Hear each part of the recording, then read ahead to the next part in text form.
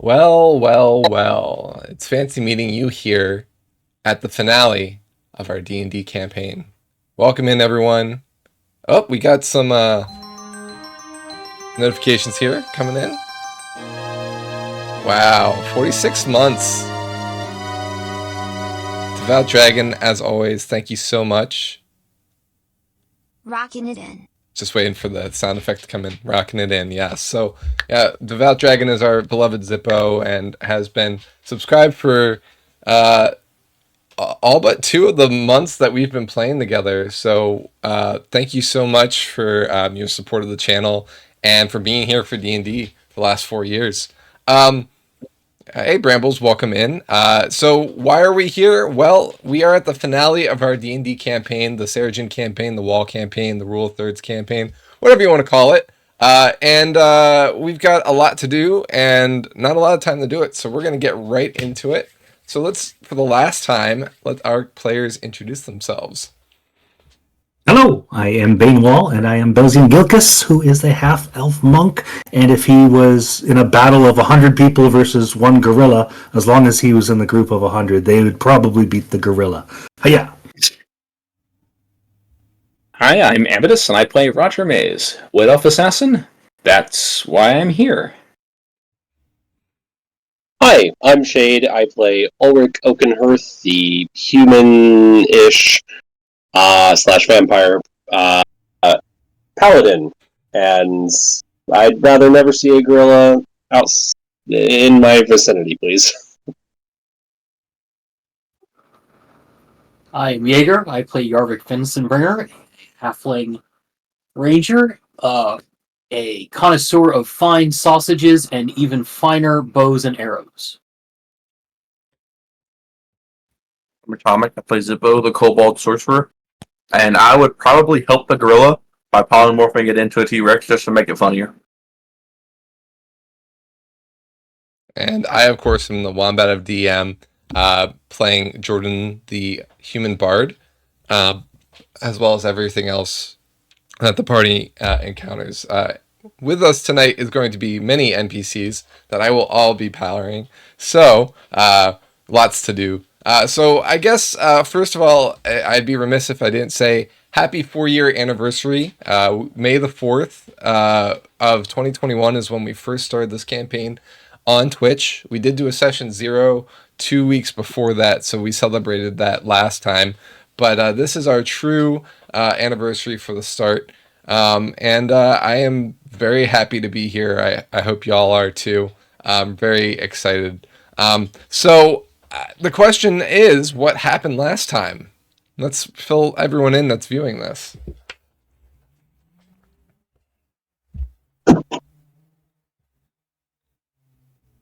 We conferred, we met up with the elves, got Reynard, I think, and I don't remember if he had another elf that was powerful enough in magic or not that came with us. We used Roger's flight and invisibility powers and a polymorph from Carl to get everybody near the portal. We let Rift know a little late that we were going in, so he came and caught up, I think, or was catching up. I think he flew right through when we walked in, if I remember correctly. And the rest of the powerful NPCs that we needed to close the portal, and then we got into said portal, and that's, I think, where we ended at. Yeah, so ultimately the party found some magic shenanigans to get their army and themselves into the center of this ongoing siege that's occurring that we see on the screen right now. The battlefield at hand, thousands of demons swarming a last-ditch effort to protect a makeshift wall that's been put up around a tear from the abyss into the mortal plane. So ultimately, the goal of the group is to go into the abyss, to close it from that side, and then try and get through before it fully closes, thus saving the world and ending the siege. Their hope is that when the portal closes, the demons that went through it will also be summoned back into the abyss. So we'll see what happens there. But ultimately, In order to close the portal, they needed to bring 5 powerful spellcasters to kind of disrupt the portal and destroy it. And their job is to kind of assist with that or protect them while they're singly focused toward that end. So, who did they bring? They brought Carl, the wizard of dubious power, who allowed them to do the shenanigans they did to get them in here, and also provided the gate that allowed the party to get into the abyss. We also have Reynard, one of the leaders of the elves that the party met when they first came into Necrata some months ago. He also brought along an additional elf to assist with this another elven leader that is unnamed for now. On the side of the barbarians, on Relic's side, they brought Rift, the gold dragon, or it's not gold dragon, bronze dragon, sorry, as well as Nesset, the one of the elf leaders from the elven clan. So, with that being said, the party got through the portal, the gate, and then Carl closed it behind them. So that is where we left off last time. Anything I missed there?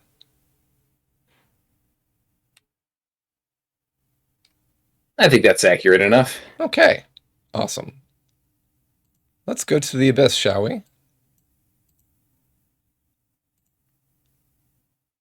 Yay! Dun dun dun. Yeah, This is like the Magic School Bus. it's taking some time to load for me. Did it load for you folks? There we go. Yeah, just now. Yep. No, There's the yeah, picture. It's very red. Okay, so you will find the party in the bottom right-hand side of the field. Yep. You'll see it's marked by several small creatures and then a big old dragon, right?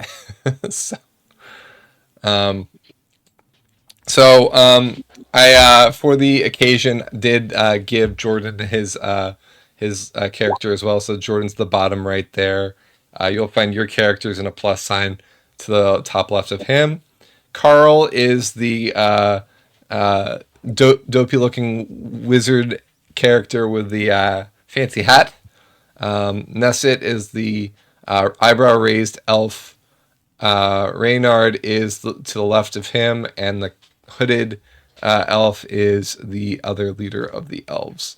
And of course, the dragon is Rift, right? So, you find yourselves as the gate closes, and you kind of turn to understand what you've stepped into. This is quite literally nothing like anything you've ever encountered. The closest thing may be the cavern where the vampire city was, because there was quite a lot of lava and it was underground and whatnot.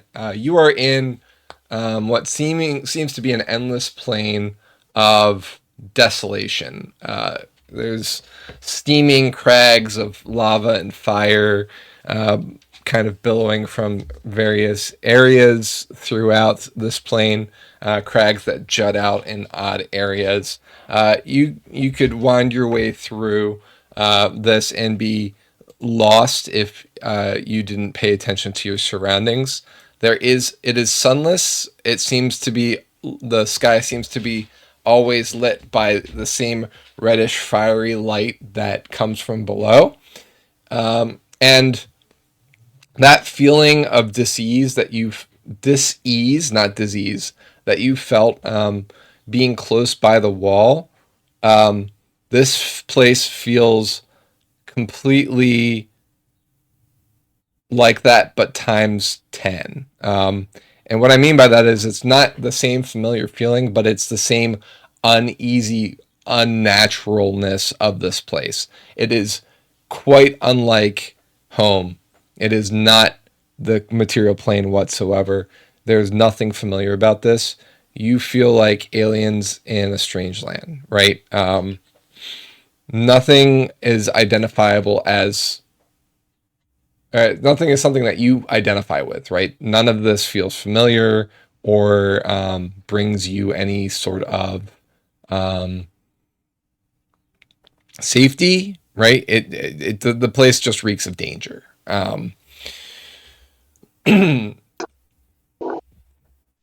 You see there is what seems to be foliage of a sort. It seems to be deadish trees kind of jutting out of the ground with tangled roots below them. But as you kind of even see this as something that might be familiar, right? Trees are something that you as an elf might identify with, Roger.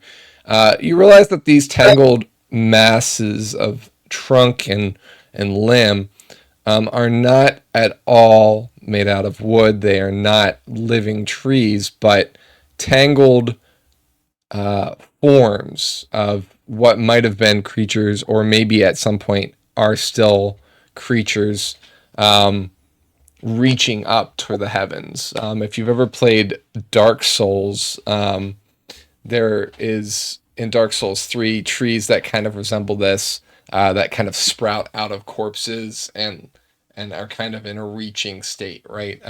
That's kind of the closest description here. Ultimately, your gaze kind of passes over this area, and there's just one thing that is unignorable beyond all of it, and that is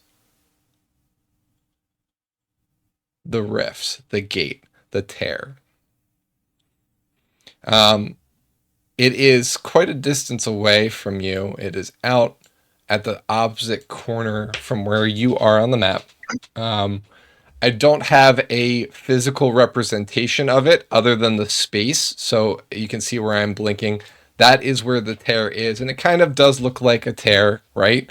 That circular area there is where the tear is. But let me describe it for you, because you can see it from here clear as day, because it towers above the plane, like a mountain in the middle of a desert, right? It's you can see that there are crags around the area, but nothing. All of the dwarfs in front of the tear. You can see it shimmer. You cannot quite make out what's through the tear itself. You know what's on the other side. It's home, or at least a wall, right? So the tear itself seems to be kind of a incision like the eyelet of a hawk or a cat eye. It kind of points on both ends and then comes around in the middle, and it is framed by a large creature.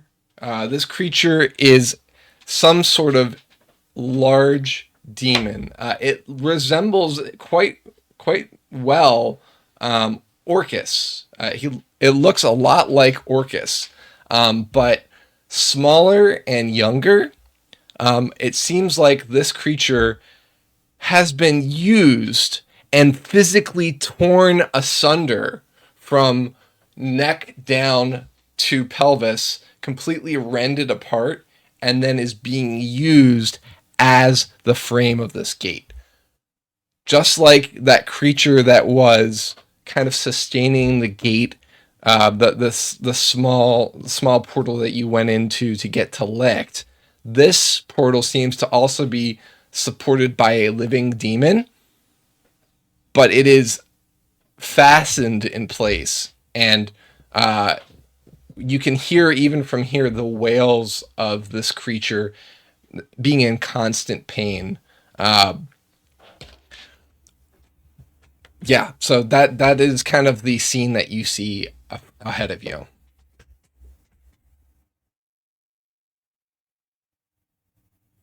And sorry, how far away did you say that creature is? You can measure. The measurement is accurate. So it's, Oh, okay. Actually, let's double. Yeah, let's say that's times that by 50. So it is quite a bit more. I thought I had adjusted that. It looks like it didn't save. So each square here is 50 feet. Once we get into combat, because there will be combat, the squares will be reduced down to 5 feet. But for now, this is a plane of 50 feet per square. Okay. Just a short hike. Yeah, not far. The based on the normal of things. It's I would say what a mile's what 3,000 some. 5,000 feet. 5,000 A some little more than that. Yeah. So if we times let's say 200 or 200 by 50. Never do that live, kids. What was that? We're talking about a couple of miles. Yeah. I So just about said never do 10,000 that live, miles kids. or 10,000 feet. So about 2 miles and some change. Yeah, around 2 miles.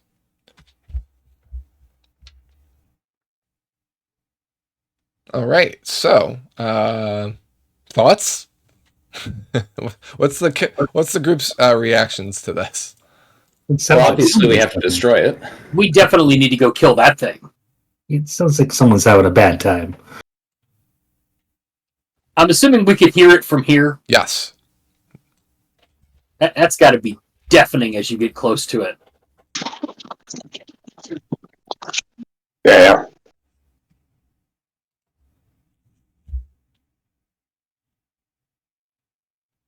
So, I mean, we're in agreement. We I guess, kill that, and portal closes. That seems.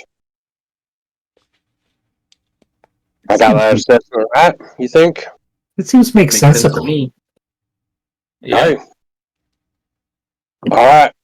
Well, so something we should keep in mind is, like Yarvik said, that's going to be awfully loud. So what's the furthest range we could do something from?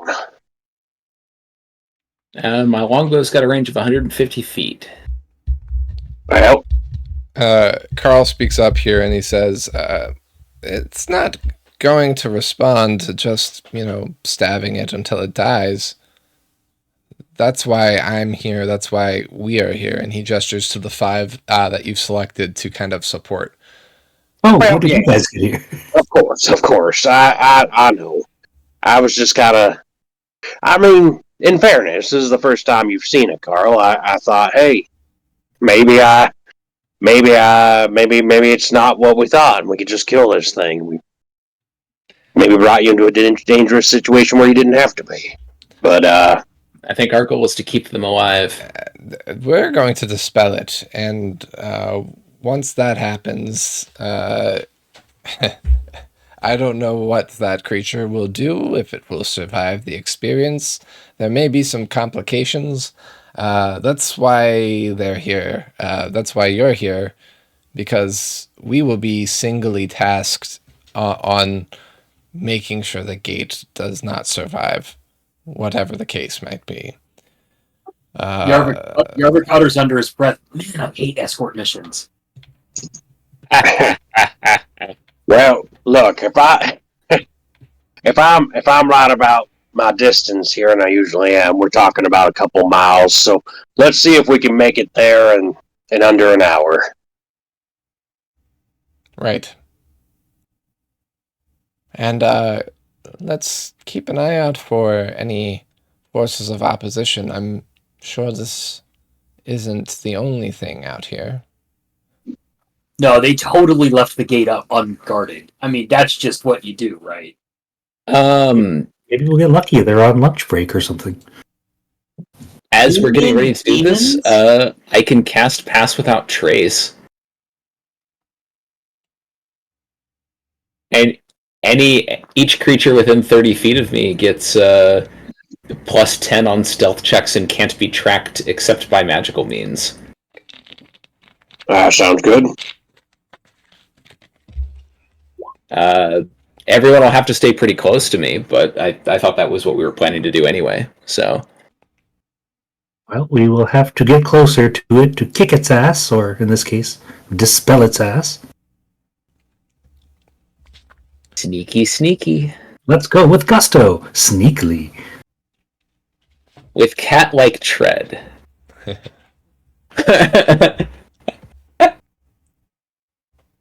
Yeah, the most impressive for this will be, the giant dragon that's, creeping along like a cat, right? He still gets +10 to stealth. Right. Yeah. Have you ever met a cat? It's not I'm just pretty that. sure There's a shadowy veil, right, that kind of surrounds you to help with the stealth. So you kind of can slink through the shadows that are the spell, right? Yep. Yeah. And it's also kind of deafening. So are you casting it now, I assume, correct? Yeah, it lasts for an hour, as long as I can maintain concentration. Yep. So I figure we can get pretty close before it wears off. If it's only like 2 miles away, assuming we can maintain normal walking speed, we'll be there in under an hour. Yeah, correct. So that being said, because you're trying to be stealthy, it will take a little bit longer, right? You won't be able to go full speed. But I think that's okay, right? Ultimately, I think even with 30 foot, 30 foot of movement halved would be what? 15. 15. Also, an hour. It might not get us all the way there, but it'll get us pretty close. Yeah, fair. So, just trying to math this out real quick. Because I am curious. So, around We should get 10... 1.5 of the 2 miles. Okay.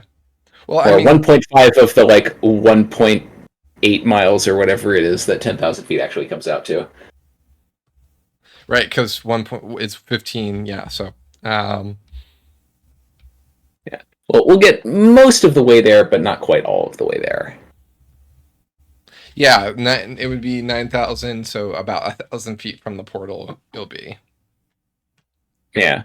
I figured we would get stopped there anyway. All right. Something will see us eventually. Yeah. So that being said, you cast a spell, and the deafening roar of the portal, the kind of howl and roar of the plane itself within the abyss kind of quiet a bit. Your ears kind of get to relax a little bit more as the Pass Without a Trace kind of consumes you in a kind of a small buffer of buffer from the onslaught of senses that are kind of before you, right? The smell of this place is not correct. The sight of it is awful. The sound of it is bad. I'm sure if you tasted it, you'd regret it, right? The ground doesn't even feel like the right kind of solid under your feet, almost a little squishy, as if it were saturated with some sort of essence or material that makes it not fully firm. You don't like this place. So every buffer is a relief to you. And I say you, Roger, but I mean you as in the party. So with that, the party begins moving across the plain. The craggy plain, I guess, is the best way to put it. And moves closer and closer to the portal. So what you do see is every once in a while, as you're traveling, platoons of demons of various shapes and sizes, generally staying to the a singular type of demon in a pack, will either range across an area kind of in a searching pattern, or they'll be kind of beelining it toward the gate, the portal itself, the rift. What the tear? That's we've called it so many things now. I'm kind of stumbling over what to call it. Right. So these platoons will beeline it toward the tear itself and go through, as if kind of queuing up and going in. What happens on the other end, you can only assume the worst based off of what you know the wall to be, right? But it seems like we have experimental parties that go through every so often as you travel, usually about every 10-15 minutes or so. While you're traveling, is anybody else doing anything? Anybody preparing anything?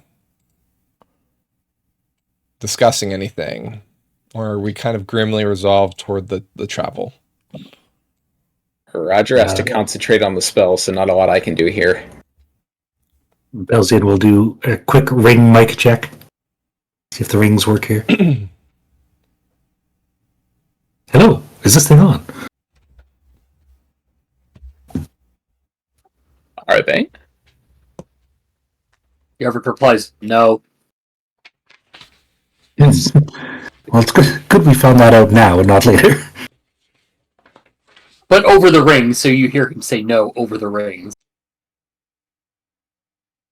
Mm-hmm. More testing required. Schrodinger's rings.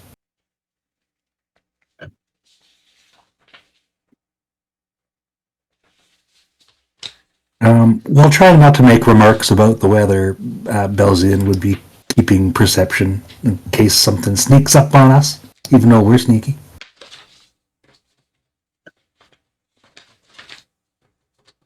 Okay. Are you going to make a check on that, or just kind of... Sure, I'll take a look around to see if I can sense anything that's different than this horrible hellscape. All right. Belzian's kind of keeping watch. Awesome.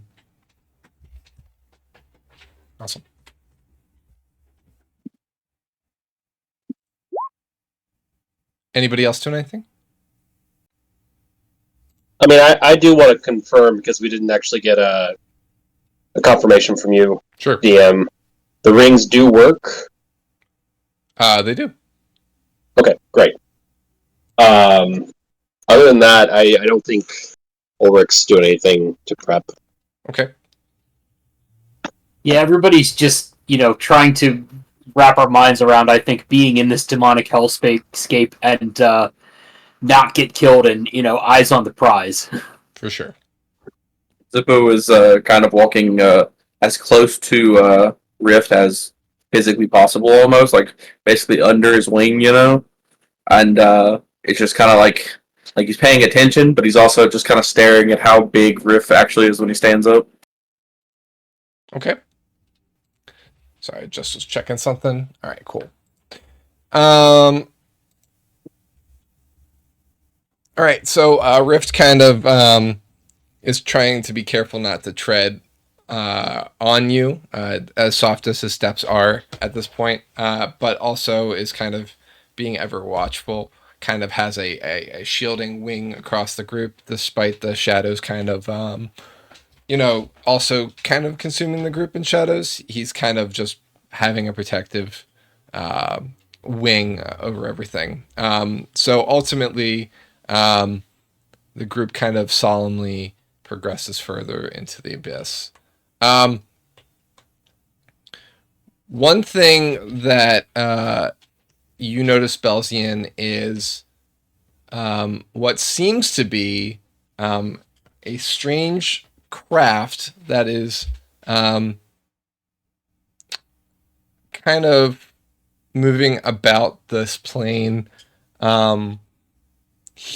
generally in a circular pattern around the tear itself. And by craft, I mean it looks kind of like a boat, a ship. Okay, so not like a UFO. No. it has sails and masts and everything, A ship, but in the air. but in the An air. airship. Yeah. So it seems like the sails themselves are not powered by wind. Because there's not really much gusts here. The air is quite flat and dead. But still, the ship kind of sails as if it was within a gust of wind, and the wind changes based on where the sails change based on where the ship wants to go. Because it keeps going in a circular pattern, and it kind of changes direction at willy nilly. There's no wind that you can think of that would allow it to do that, right? So it seems to be powered by some other means. It's an incredible size, and it moves across the sky pretty resolutely, right? It kind of cuts through the sky very easily. And it does seem to have a kind of a billow of negative energy kind of coming off of its till. You can't really see what's on board, but you do see that there are 4 evil looking balls with spikes affixed to them, hanging off of the ship on massive chains. They're kind of fixed into round circular areas in the ship's side, 2 on each side of it. Like spiky wrecking balls / anchors. They could be anchors. They're kind of affixed to the ship at this point. You're not sure what they could be, but it's a good guess. Those must be the ship's balls. Belzin would, make motions to indicate this thing in the sky in case no one else saw it. Yeah, that's how you can tell it's a mail ship. It's the father of all ships. Does the ship look familiar to Zippo or no? You see a ship with an unusual shaped porthole on the bottom. That'll be its mate. What did what did you say, Zippo? I said, does the ship look familiar to Zippo or no? Remind me how it would look familiar. Because I remember him, whenever he was looking into the orb one time, he saw people fighting next to a ship. I see. So those were different type of crafts. Those crafts seem to be made out of metal and crystal and magic. This is more like a traditional ship, although what it's made out of, from this distance, you're not sure, but it's not necessarily wood. It does look mostly like wood, but it just does. There's something off about it, just like the rest of the place. Gotcha. Okay.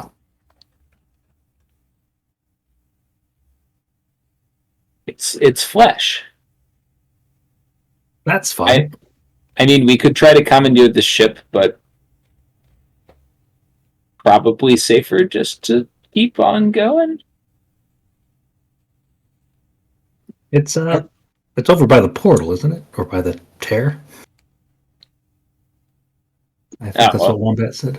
Yeah, I don't think we're gonna get up in the air to screw with that. I mean, I guess we could with Rift, but maybe it will come down and say hello. let's hope not. I wouldn't count on my wings just yet. If my task is to work on the tear, I might not be able to fly you at all. Yeah, no, I was just trying not to discount you. Frankly, I'm not looking to fly.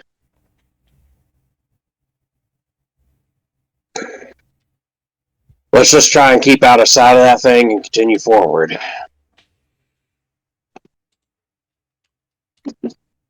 Yeah, it seems to continue its patrol and disappears behind some of the crags on the opposite side of the tear that kind of buffer it on the far side of it from where you are and out of sight. It makes 2 passes as you travel through the area, but as you grow closer, it seems to be disappearing behind again on its 3rd pass. Well, now's their chance.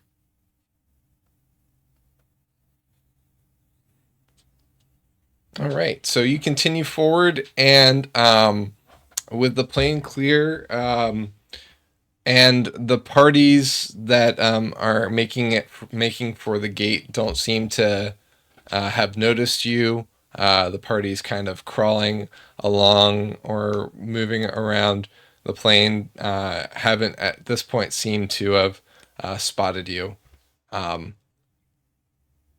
You are now within 1,000 feet of the tear itself.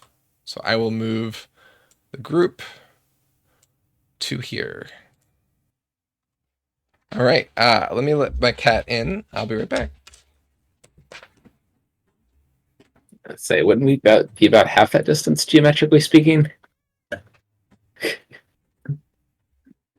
Objects in map are closer than they appear?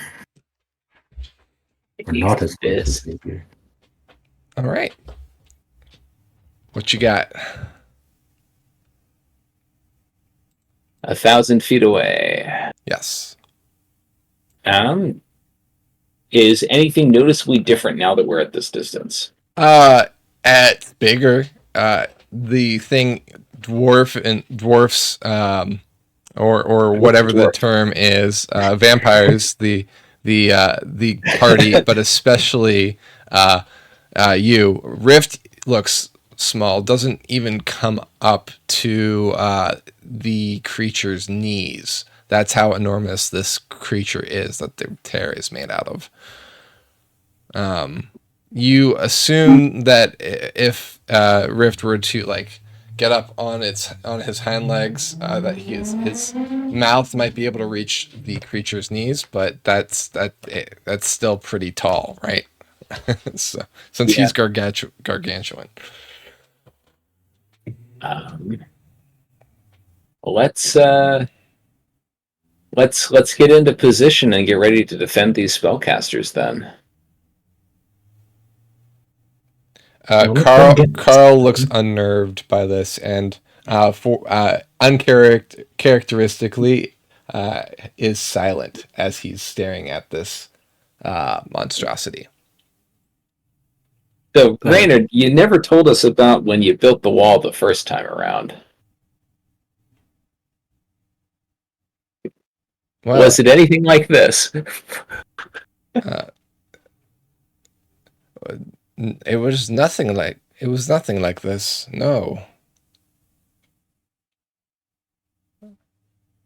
Nothing at all. Didn't feel the same kind of uncertain, doomy feeling that I'm getting. I mean, there were stakes, for sure. I guess the effort that we are putting into place seems reminiscent, but he gestures around. Nothing I've ever encountered is anything like this. If it weren't for all of you here, I might make every effort to leave this place at once. Even still, I am not at ease here. Kind of reminds me of when I walked through the wall. Yarvik being a halfling and just being a little bit more stalwart against Fright, kind of goes over and elbows Carl. Hey, come on. You're going to get through this. You're going to make a lot more crazy hats. And then I put the hat on. I give him a... You usually wear that hat, right? No, usually I don't. Okay, got it. Okay. It's a special occasion. Got it. You take out your purple hat and put it on.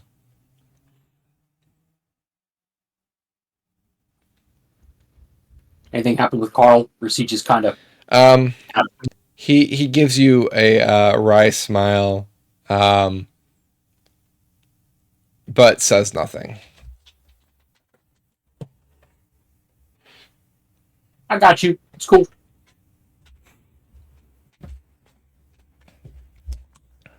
Copper for your thoughts to the other spellcasters.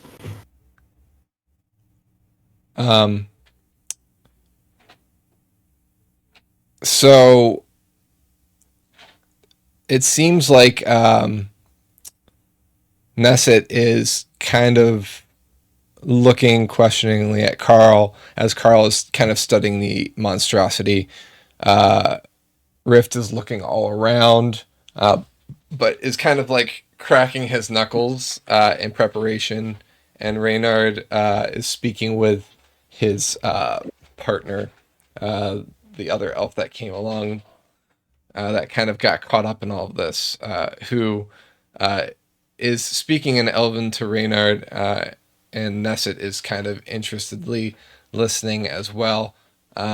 Roger, basically he's saying, what the fuck did you get me into? And how is this going to work? So, you like your plan better, dying in a circle?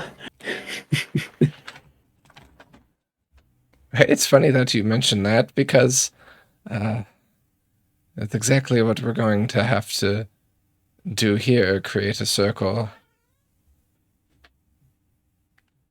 A circle around that guy that points to the very large tear. Yes. I think we will have to. Look, all the demons are on the material plane. We should be fine. Well, I wouldn't even say most of them. It does seem uncharacteristically bare here. This plane has emptied out into, well, what we saw on the other side. But those questing parties that are going through the rift, I'm sure once we start, will not be so kind.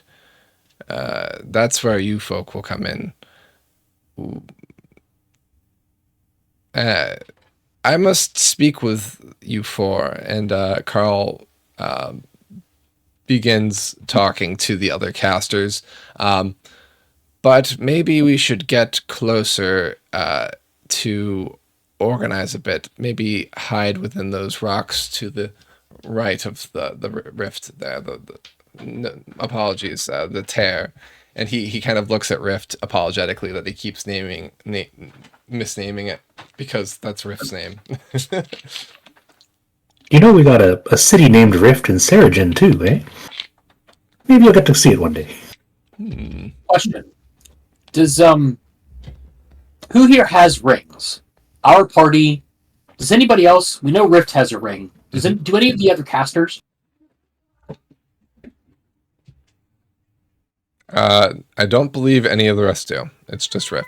Oh, we didn't give one to Reynard, I don't think. So Yarvik's been rolling with Carl this whole time, and Carl's kind of been acting funny. I mean, everybody's acting funny down here, right? But just gonna put over to the rings kind of quietly is like, does anybody get the impression that Carl's seen this thing before?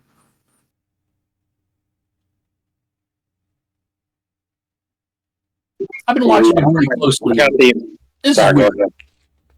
I've been watching him pretty closely, and this is weird, even for Carl. I mean, I just kind of thought he was scared of it. Because it's, fucking huge. Giant, gutted demon portal thing. Yeah, but I mean, I don't know. I gotta be honest. I'm dead already. If I unlive through this, I don't know that my rest is going to be very restful after this. This thing's fucking terrible. It is pretty freaky. I never got the sense that Carl or Jarl saw it before, but he has seen a lot of magical secrets that I couldn't comprehend. True.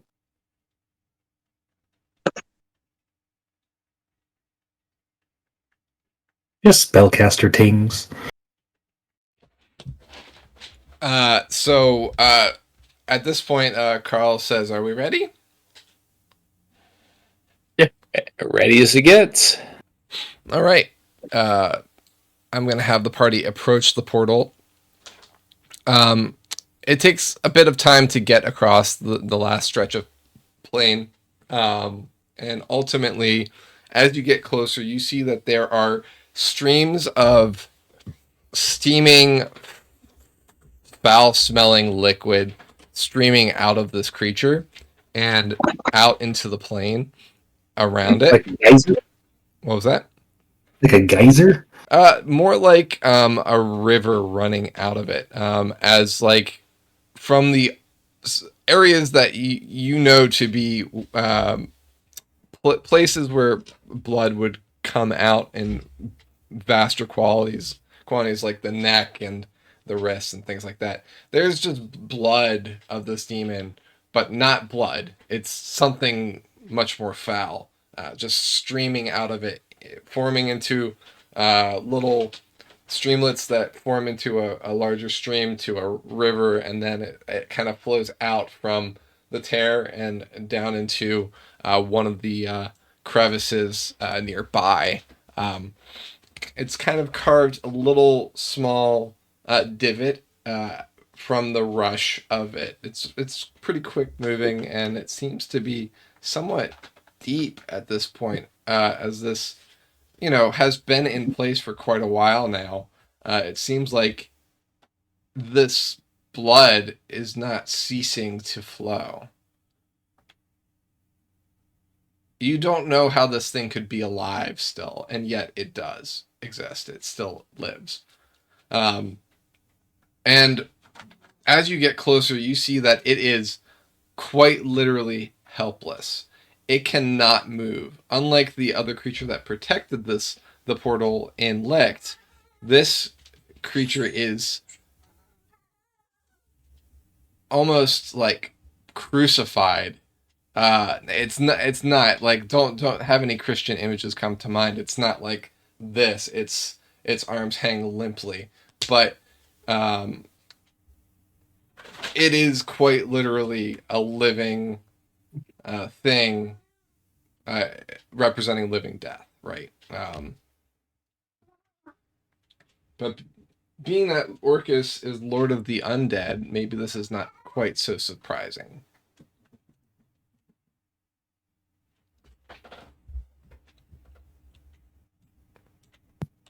Any of you go near the stream?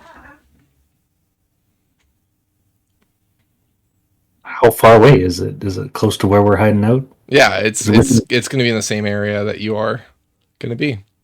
It sounds like all of us are going near it then. Yeah, but like, do any of you interact with it? Is what I'm trying to say. Like, I'm definitely not touching the stream of demon blood. Okay, I am 100% touching the stream of demon blood. you are. Maybe put a little bit in the cup first. Oh, Zippo. Okay, Zippo, what do you? How are you doing that? Zippo is going to walk over to it, Mhm. and he's going to just kind of like he's going to sniff it, and obviously it doesn't smell great. He is going to then take off his old robe of useful items. It's got no items left on it or anything. Mhm. He's going to take it off. He's gonna dip a small corner of it into it and just see what it does to the robe. Okay. As the cloth touches the stream of liquid, the cloak itself seems to begin to melt away at the corner, but it does not stop at where you dip. It continues up the cloak, hungrily, moving up, almost like crawling up the cloak, and toward your hand. It almost seems like it senses your living a hand and is kind of grasping at it, like as it climbs up the cloak. The cloak, as the liquid kind of goes across it, disintegrates. It is no more. So it's kind of eating up the cloak at you. Yeah, I just dropped the cloak. Okay. Give me a d20 roll with your.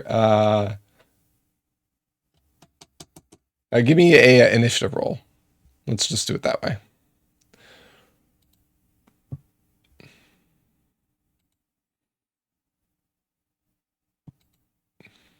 All right, you drop the cloak before it gets to your hand. It does one final like swipe as the liquid kind of leaps off the cloak and at your hand, but falls short and falls back to the river and is swept away. That being said, the river of liquid nearby you begins to bubble and murmur hungrily, and kind of it begins splashing up against the shore that you are close to, and the overhang that you're close to. Yeah, I'll be like, guys, this blood river thing is definitely trying to eat me right now.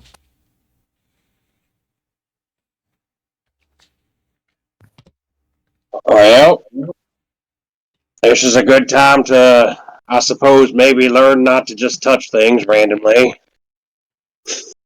Assert your dominance. Eat it. You must consume it before it consumes you. I thought about it. Look, like, how quickly is this coming at you? Not very. The water's kind of trying to splash over to get me right now. Alright, well, get away from it, and see if it follows you, and we'll go from there. Okay, yeah, I'll move farther away. Okay. The river bubbles angrily, but does not overtake its brink. It stopped. It just was really mad now. Well, that's good. How did you make a river angry? It's my special skill. A few thoughts come to mind, Roger. Predominantly that Zippo often interacts with elementals. So liquid being having emotions towards Zippo in any way isn't as surprising as you'd think.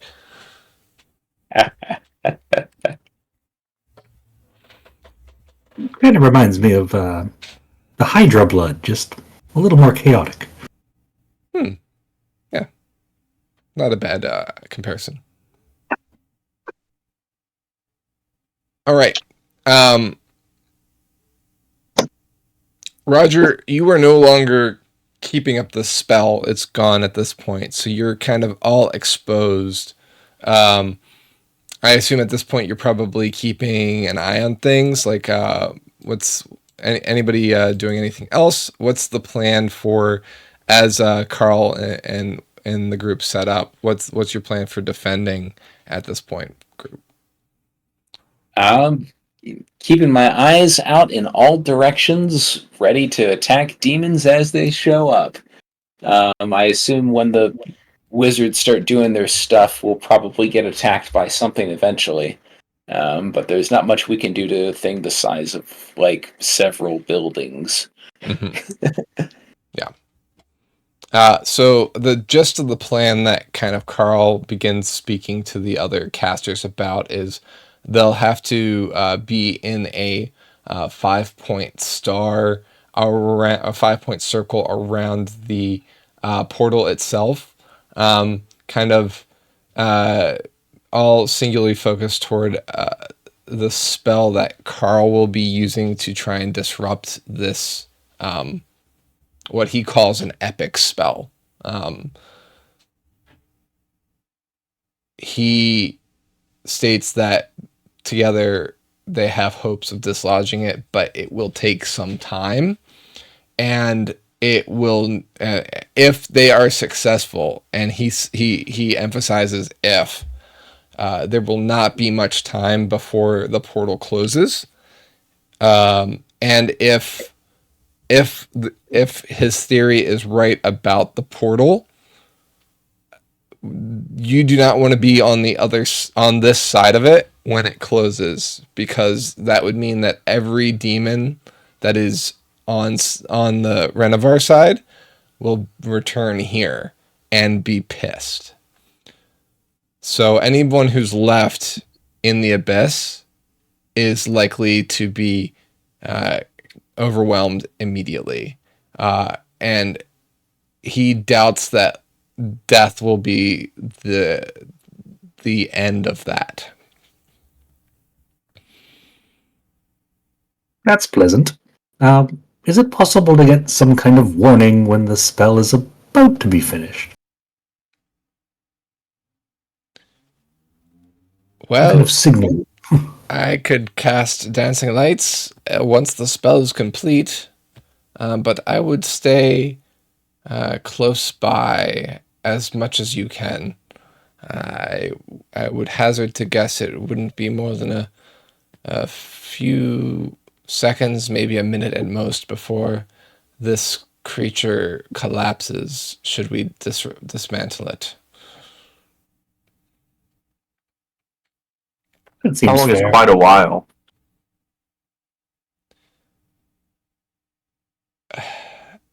20 minutes. It depends. We might have to try a few spells or work in conjunction. I just don't know. This is uncharted territory for all of us, I think.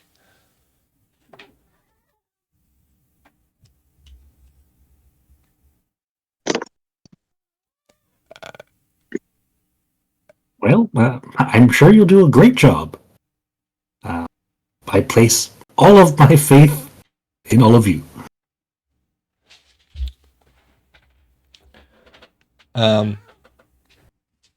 All right. So at that point, Carl kind of moves with the other casters toward the portal and begin organizing things. And he turns to look at the group and he says, "Whatever happens, should one of us fall, our plan will not work."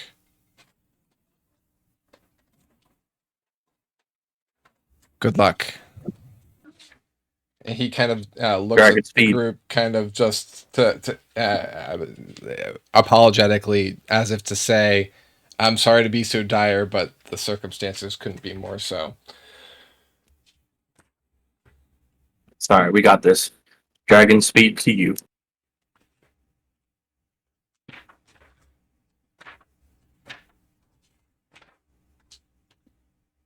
All right. Belzian begins stretching and warming up.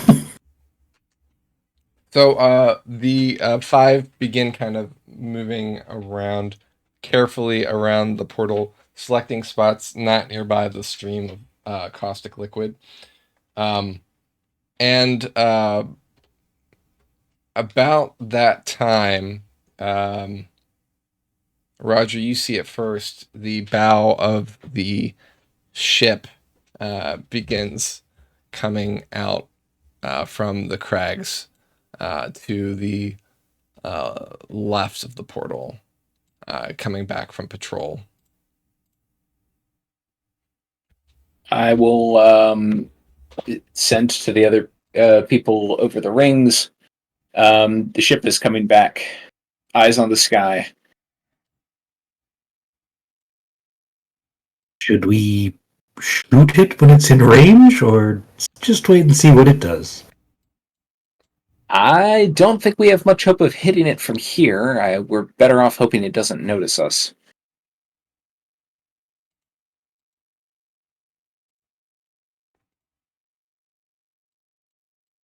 All right, let me just place things.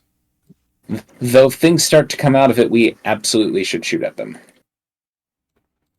All right, so I know you can't see everyone around the portal, right? But I'm just placing them so that you know that they're there. And ultimately, you can also see the ship at this point too, correct? I see the ship. Okay, perfect. The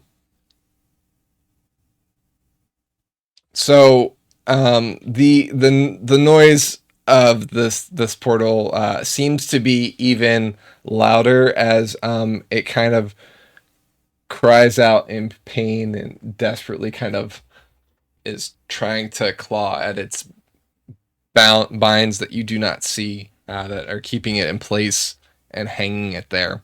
The ship itself is moving kind of concurrently to you, kind of parallel out toward the plane itself in a diagonal from you kind of way, but very quickly comes about its bow now pointing toward the party. You have absolutely been spotted being out in, there's not really any cover. You don't have any spells of illusion or shading. So at this point, the ship itself, or those that are within or on top of, have spotted you. So at this point, I'd like you all to roll initiative, please. I'll select my token first.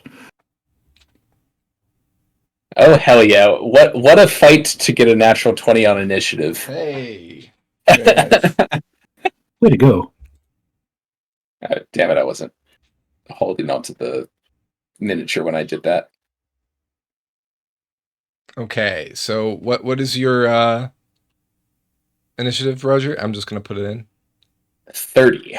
Okay. Everyone else, feel free to call yours out as well. Zippo got a 10. Okay. Ulrich's a 13. All right. 16 for Belgium. Yarvik. 16 for Belgian, and what was that, Yarvik? 22. Nice. All right. Awesome. Okay.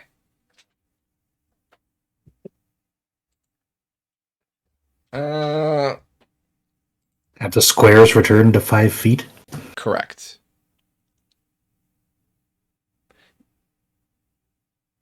And to make sure that that's the case, I'm going to move you all out a little bit further. And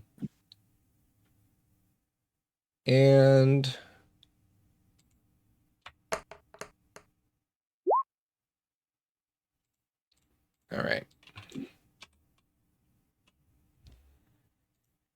Okay. So the ship has turned about face, and the group, you are now kind of aware that you have been noticed. That's about it for now. What do you do, starting with Roger?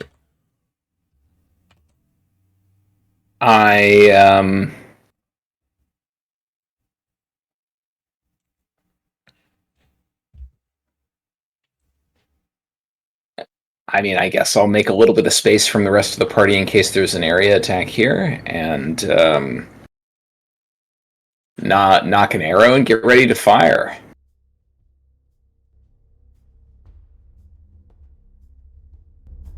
Should be able to make it over here. My thought is that we might be able to draw them a little bit away from the spellcasters. But it currently doesn't look like there's anything for me to shoot at other than the bottom of the ship, so... Okay. From your perspective, the ship looks to be about 200 feet up at this point. But it seems to be lowering in height. Yeah, it's not even in range for me to shoot it. So...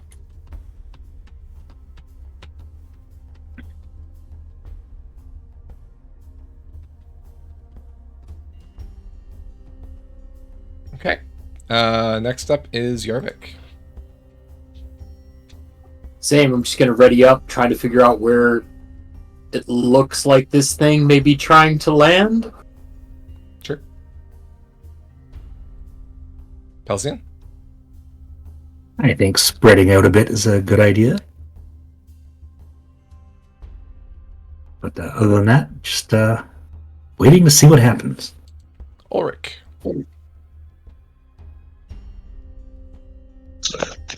Ulrich is going to, I think, cast Binds. Nah. Ulrich's also just going to ready up. Cool. Zippo?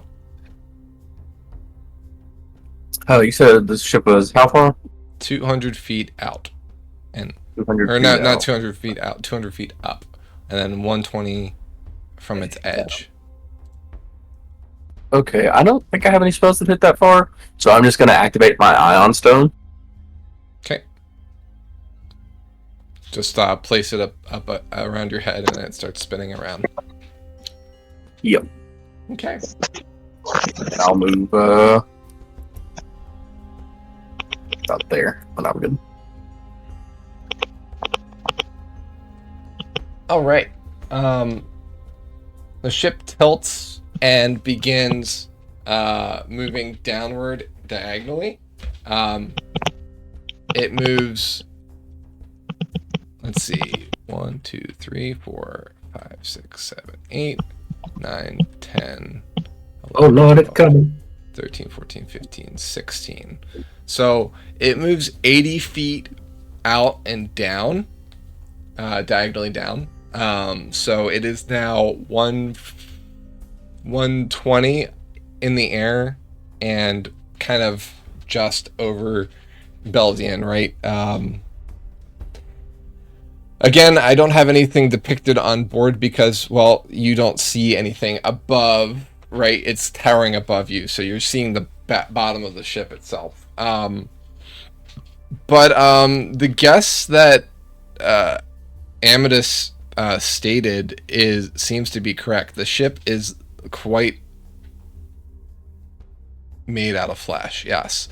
It seems to be formed from the stretched bodies of tortured souls. As it gets closer to you, you see that the knotted wood is mouths. The knots are mouths, crying in terror and pain. The ship is living. You are in the presence of something called a demon ship.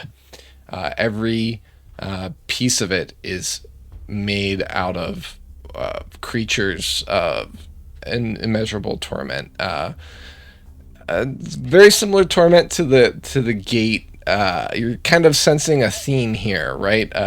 It seems like people don't die in the abyss; they're just reused for other means.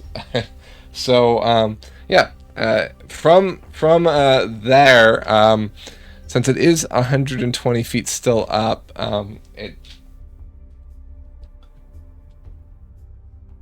doesn't seem to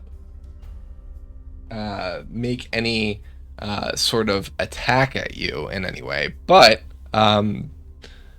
some black creatures seem to pour out of it. At this point, it seems like a flock of 4 of them. And let me go back into my GM layer to pull those. And I'm also going to put the spiky balls on the map as well, just so that we have those present. The evil spiky balls, as they were described. Yes. Don't know what's Belzian's greatest fear. A relationship. That was you screaming in terror, by the way. Alright, so the spiked balls, there's 2 on either side, as I said. Token layer. And then...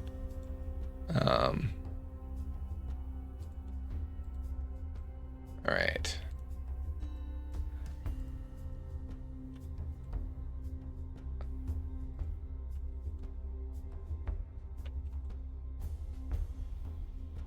And just to check their movement...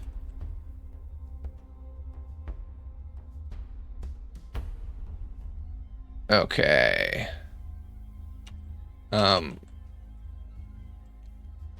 They kind of pour out of the front of the ship, like from on deck. They jump off and begin kind of flying toward you. They kind of peel off the ship as it's gotten close, because the ship seems to move faster than they can. So they have jumped off after it's moved out to that degree. So they are still high up, but they that's where they are at that point.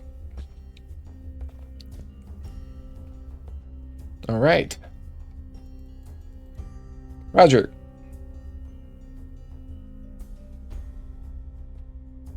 Alrighty. Let's start taking some shots. I want to shoot at that one over there. Is Belzine in my way, or is he all the way on the ground by now? This is about.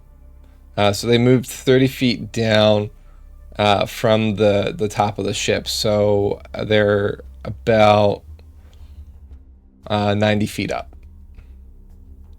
Okay. Well, I'm gonna shoot it, and I guess I will use one of my fire arrows just to see if it does anything. So we'll subtract a fire arrow there and take a shot. I hit armor class 25. That's a hit. All right. Oh, let's roll some damage. And as you take aim, I'll kind of describe these creatures to you. These seem to be winged, horned demons made out of a blackened, shadowy mass. Shadows seem to kind of pour off of them as they hover in place above you. I do not believe I qualify for sneak attack here. You do not, but it is the first round. Or no, it's not even the first round at this point, so no sneak attack, unfortunately. No, They haven't. Winning initiative was totally useless. Yeah. Because there was nothing to shoot at. Yeah, unfortunately. Big battles be like that sometimes. Well, so 7 piercing damage, and if they can take acid or fire damage, they will take 3 acid and 4 fire damage. Okay, they do have resistances to both, so that will be halved. Good to know. And I do not get a second attack, so that's what I have. Okay, so piercing damage was how much? 7. Okay, and then you said 3 fire and 4 acid. Yep. Other way around. 3 acid, 4 fire. So 1 and 2, that's 3. So 10 altogether. Yep. And I'll stay reasonably close, but I'm kind of happy with my position as is. I might fall back a few squares. And that's my turn. Okay. Falling back mostly so I don't get ganged up on by these two, who I'm the second closest target to after Belzian. Yarvik. I'm going to shoot at the northernmost one. I'm going to use my... I think it is the... just one. Black arrow. Okay. That's just going to be 1d6 extra force damage on hit.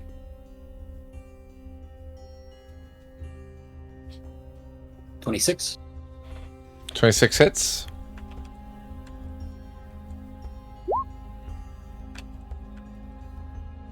That was piercing 10, so 3.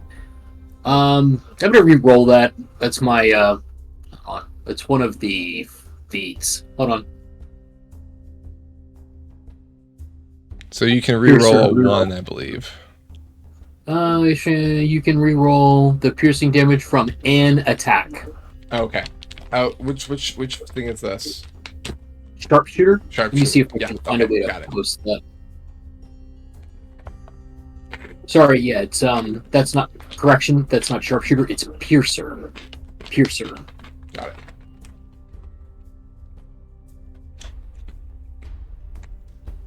And it's the same. All right. Anyway, I'm gonna move on to the force damage. Okay.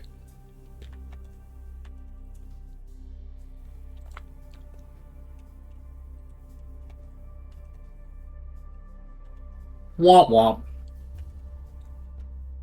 Alright. Do I get to reroll a 1 on that, or not? That's already used. It's used on the previous one. Anyway, so that's what we got. 11, 11 damage. Got it. and I'm gonna Abyssion. do my. Well, I'm gonna do my second attack. So. Oh, perfect. Sorry. Yep. Green arrow this time. It's 1d6 also, I believe. And that is sonic. Excuse me, 1d8 sonic damage. Okay. Oof. That's a hit. All right.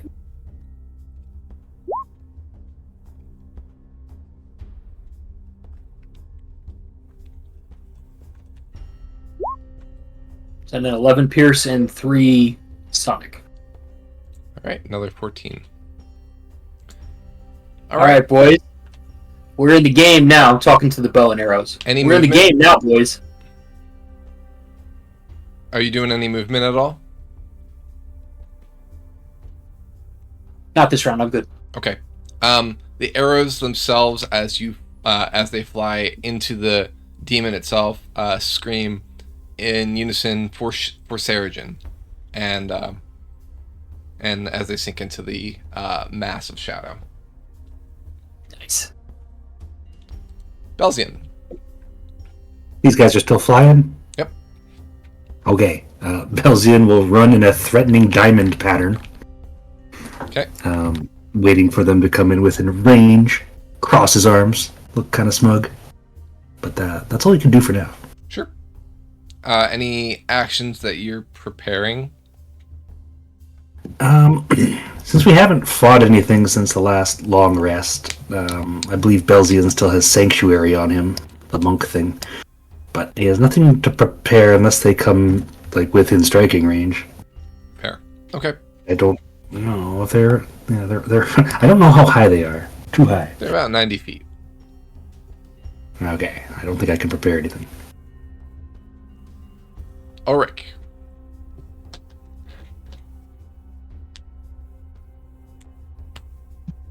Ulrich is going to.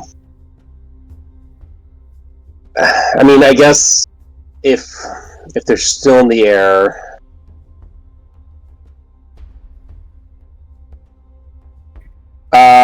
yeah, Ulrich will. How high again? Just to remind me. The ship is 120. They are 90. They are 90. Okay. But count 40. 40 would be part of that, right? Because diagonal, it counts as part of a 5 foot. So add 50 to that. So they're, yeah, if that makes sense. They're 40 out from you, but 50 up from you at the same time. Okay. Cool. In that case,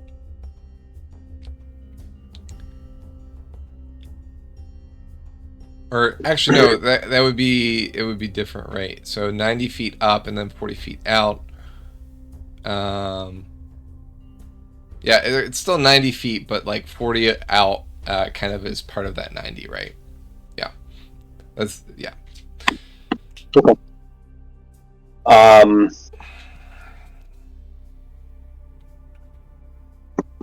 So Ulrich is going to, in that case, run up to here. He has 40 feet of movement, and just hurl a javelin up at this guy. It'll be at disadvantage because it's more than 30 feet. So, but he has the range for it. Sure.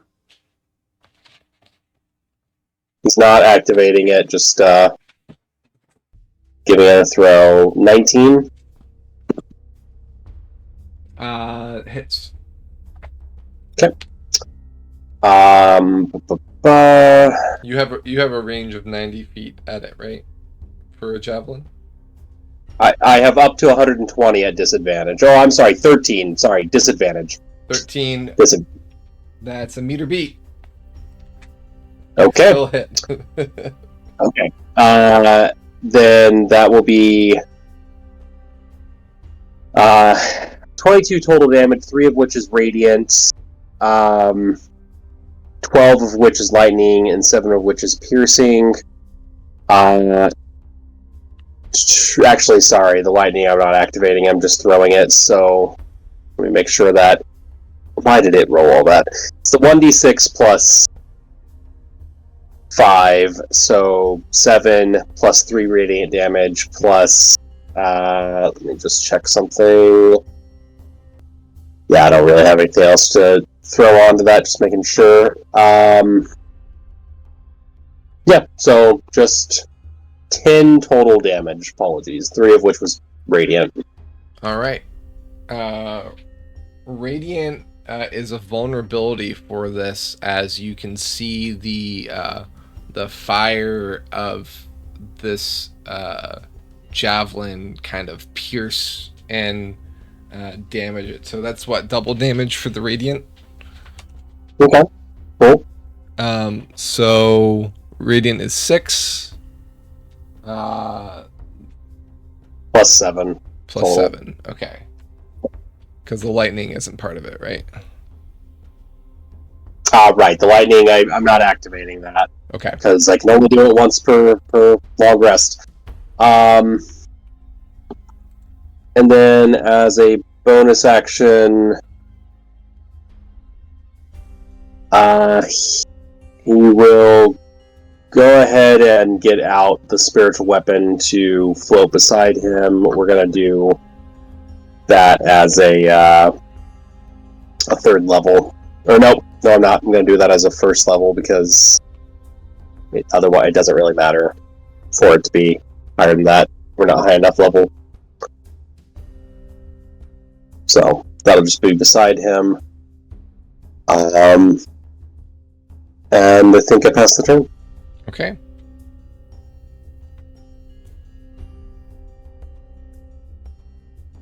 Zippo.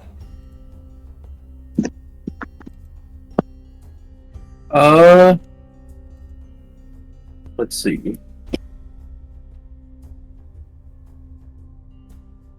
So,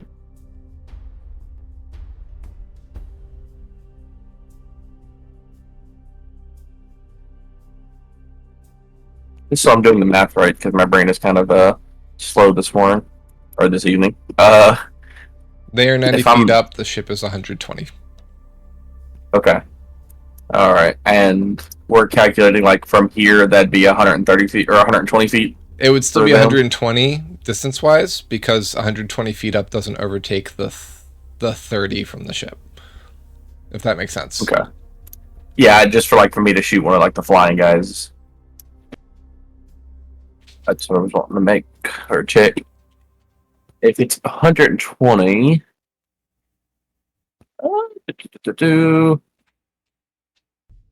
don't think this does anything. No. Okay, yeah, I'm just going to start off pretty simple. And I don't remember if Roger's fire arrow did anything, but I doubt Zippo would have noticed it if it did, so he is going to shoot a firebolt at it. Okay. Yeah, they're resistant to fire, but yep. I'm assuming a 28 hits. 28 hits, yes. Wait, 28 hits the... Are you shooting the shadow or the ship itself? I am shooting the shadow for now. Cool. Shadow does hit with a 28. So we round down or up? Down. I assume down, yeah, 9. They take 9 fire damage if they have it. Okay. Same one as everybody else? The top one? Yeah. Cool. It's still up. It seems to be kind of reeling from that radiant damage that Ulrich splashed at it. But it's still up. You know, there's one person I forgot to roll for, and I need to do that.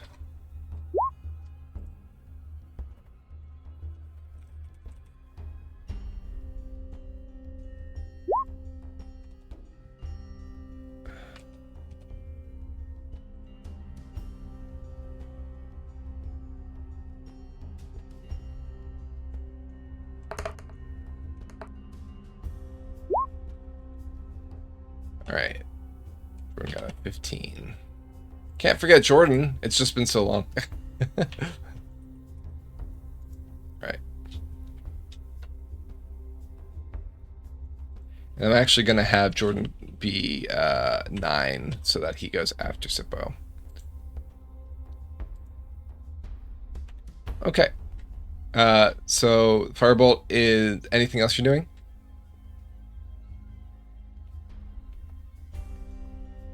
No. Okay.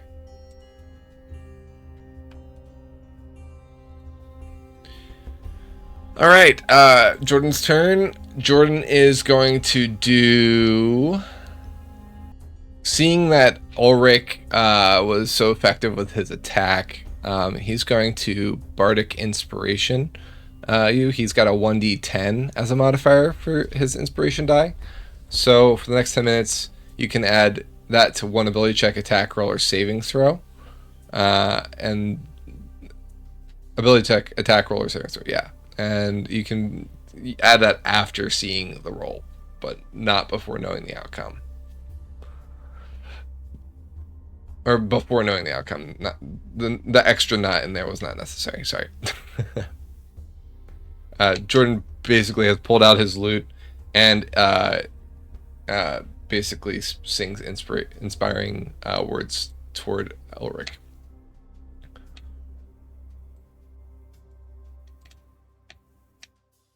Moves forward a bit. All right. With that being said, it is the ship's turn, as well as the other demons. The ship sinks lower, not moving quite so much. It actually stays in place and kind of sinks downward another 80 feet. It moves slightly forward. So Ulrich, you are kind of beginning to be overshadowed by the ship. And I missed grabbing I missed grabbing these. Move those forward.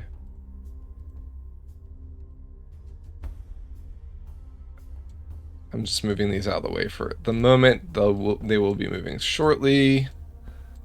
Okay.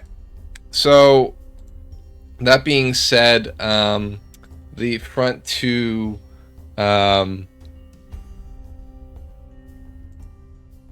let's see here. I'm going to move it quite a little bit more.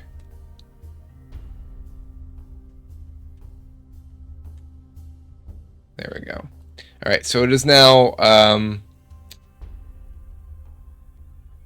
40 feet up. The bottom of the ship is about 20 feet off of the surface. It is quite a tall ship, but it's not touching the ground as of this point. From its their positions, the front two balls, spiky balls, fire out. One fires out at Ulrich. Ulrich, I'm going to make an attack against you. What's the AC? AC is 18. Okay.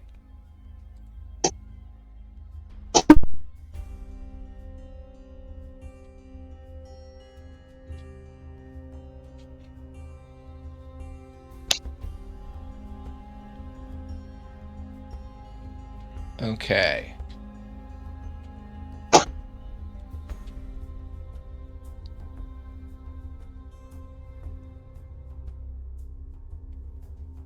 $18 hits. Yep.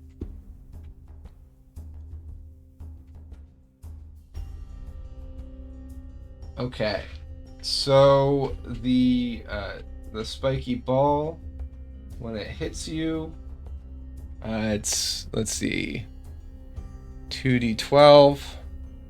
So 18 damage plus 11. So 30 or 29 damage as the ball smashes directly into your chest, concussing you, and it slams into the ground. Fortunately, you're not pinned under it. You're kind of knocked aside. You are not prone at this point, but it is a crushing blow.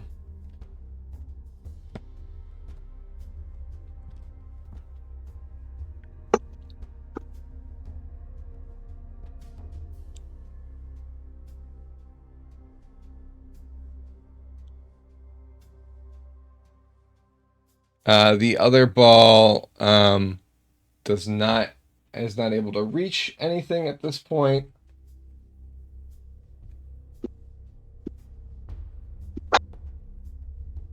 Oh, yes it can. Silly me. How long are these balls? Doesn't quite make it. This angle doesn't work, and this angle's just a little bit too short for Zippo.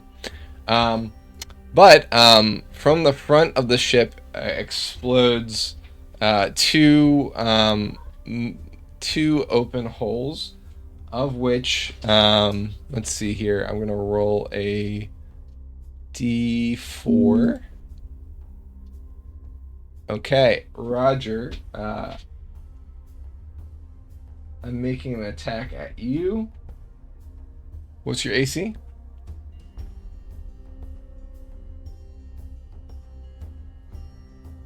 Roger, are you muted? I am muted. Okay. My armor class is 17. Okay. That's a hit. An explosion of a gout of flame explodes out of the open circle at the front of the ship. What can only be described as like fire in like a demonic form, right? It kind of fires out as if like a living creature that's been doused in gasoline, whatever that is, has been launched at you and impacts you. And you take 3d6 damage. 10 damage. Then the shadow things have yet to act yet, right? Correct. This is the demon ship first. I'm debating whether I should use my uncanny dodge now, or if I should see if something is going to attack me otherwise. I think I'm gonna just... What's up? Go ahead. I think I'm gonna use uncanny dodge now. There's no guarantee any of the other things attack me. Sure. And they're all quite a ways up, so I'll use my reaction and only take half of that. Okay. I would like you to also make a fortitude save. Do you mean a constitution save? I do, yes. 13. Okay. The fire remains on your body. So you uncanny dodge, but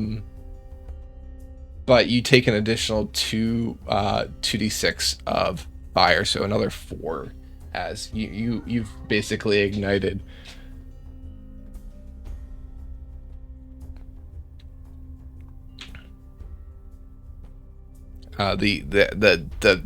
the form has kind of stuck to you, right? It's not like any like actual like body that's like clinging to you, but it it seems like at the last moment as it impacted you, the form kind of circled its arms around you and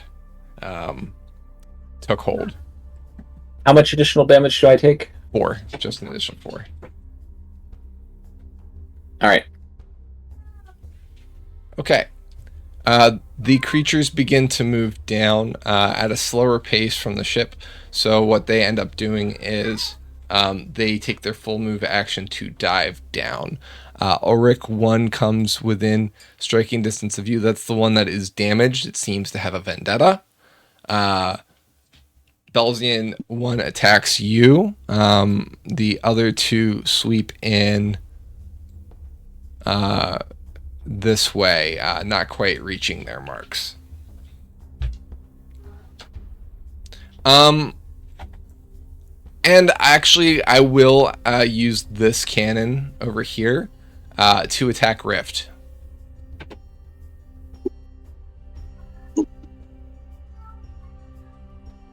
And we're gonna have to go on break in a second. Minna is going insane over here. What cannons? The turn order was covering it up. No. Oh, you can move the turn order. What? Yeah. This changes everything. It does hit Rift, and deals...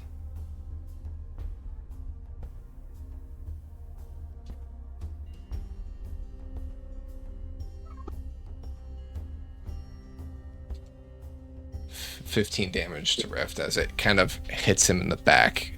He roars in pain, and I'll need to make a... Oh... Alright, I'm going to use one of his abilities. He makes that save. Alright, so that being said, with those movements and being at the top of the round, I think it's time for us to take a 10-minute break. Things to note, the ball that has impacted Ulrich is still there. It is in the ground and will need to be reeled back before it can be fired again. Same for this ball here. There is that open hole in the front where the fire came from. It is still open at this point. So it seems like these moves take time in some way, shape, or form. But ultimately, that's something to keep in mind when we come back from break. So we'll take a 10-minute. I'm going to be strict on this 10-minute because I want to make sure we have time for the rest of the battle. So we'll be back in at 9:16 for the second half of this battle. See you then.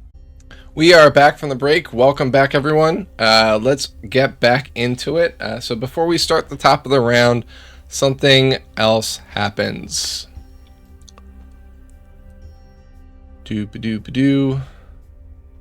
Let me go to my GM layer real quick.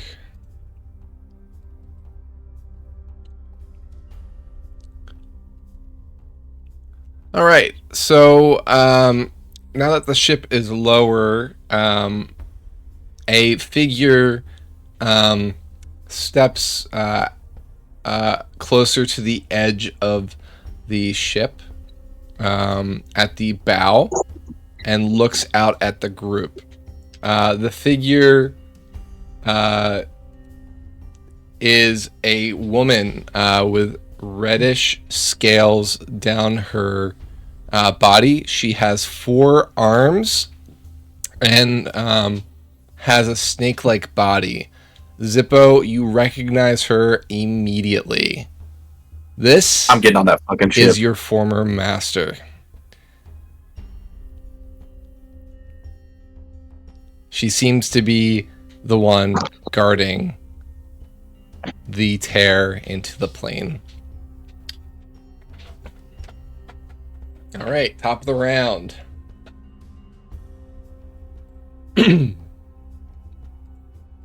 Roger. Alrighty. The one that's here in front of Ulrich is in melee with him, right? Yes. Okay. Let's make some space. I'll get up over here, and I'm gonna shoot at this one here next to Ulrich. Okay. I know that they're resistant to fire, but the fire arrows still do more damage than not using them, so we'll use a fire arrow. And shoot. I hit armor class 18. Correct. Does that hit? Yep. Alrighty. Did I cut out? and we- Sorry. Yep. And we will get sneak attack this time. But let me roll the acid and the fire damage.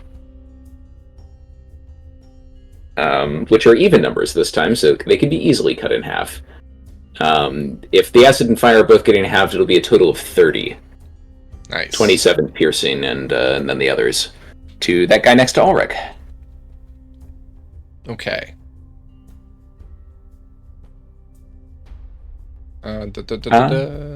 So you said 30 damage total?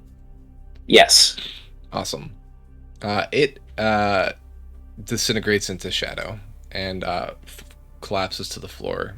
There is no body left. The shadow seems to kind of dissipate against the floor of the abyss.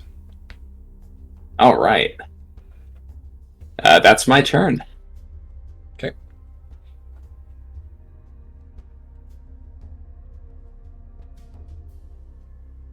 Yarvik.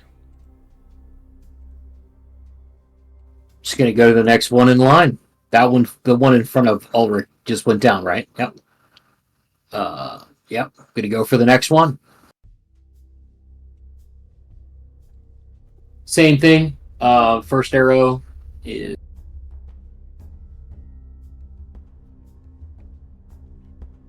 the black. This would be D6 force damage. Yep. Let's you know what? I am going to try sharpshooter this time. Let's see what happens. So this will be a -5 to attack. And if it lands, it'll get a +10 to damage.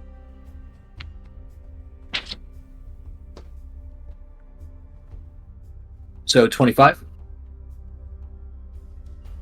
25 hits.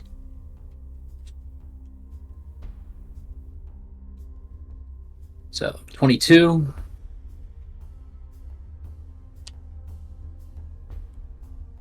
22. What do you mean? 22 piercing, or 22 piercing, and then +2 of I believe that's force damage. Yes. So 24. Yep. Next shot, also going to do sharpshooter. Try it again.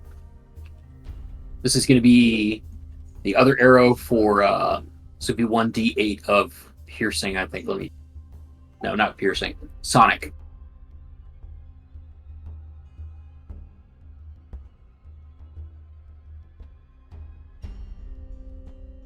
So it's at 17. Yes. So 17 still hits. Okay. 19. Piercing.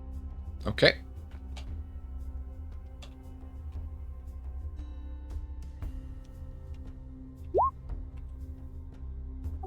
And 3 sonic. All right. And I'm going to move a couple. Just going to give myself a clearer line of sight. I'm moving. Just two over and 1 back. Okay. And that's it. Awesome. Belzian. Yo! This guy's within striking distance. Correct. He's looking like he's gonna get slapped a few times. Wachow. Get chow times 2. I think a 20 would hit. 20 hits. 12 does not. And that'll be 13 bludgeoning damage. Okay. And for bonus action, there'll be 1 more slap. Good job. I don't know why that one says unarmed strike, but the other one doesn't. Does the 13 hit? 13 hits, yes. Which Where's the roll for the 13 though? Maybe I clicked the wrong thing. Pretend I clicked this instead. Yeah, 18 hits. Okay. So 13 and 14. Thank you. So 27. It goes down. Again, Since I have dissipating. movement, I will just get a bit closer. Since these guys seem to be descending. Yep. They are at floor level at this moment. Actually, no, the ship is flying, right? Ship is flying, yeah. Can I go under the ship? Okay. Okay. Thank you. Don't get crushed by the ship. Oh, I'd like to see them try.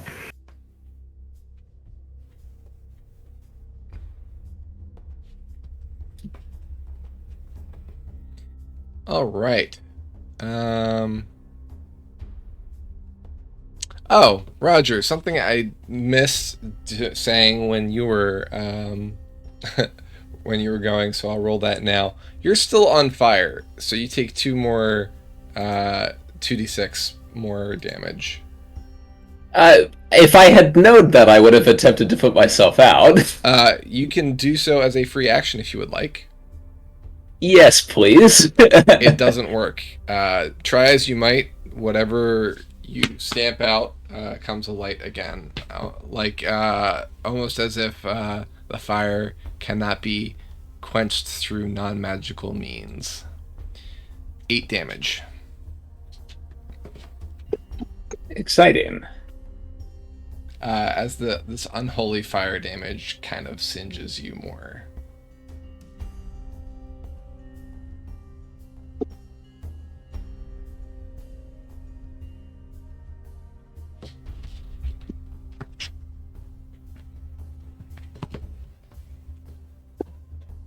All right.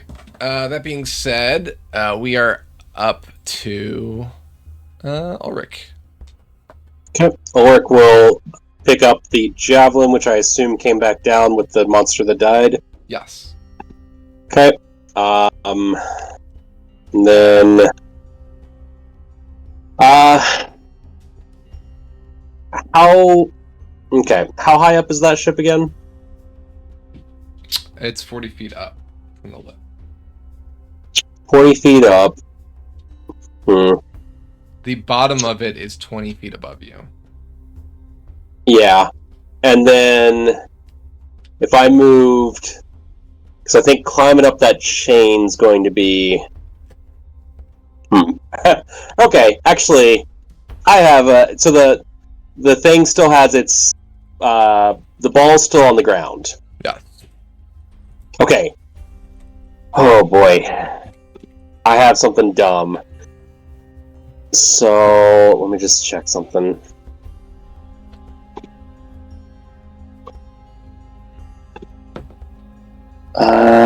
Characters mode, strike. Awesome. Okay. God, I have the dumbest thing, so let's see. Airline speaks for transfers of each creature.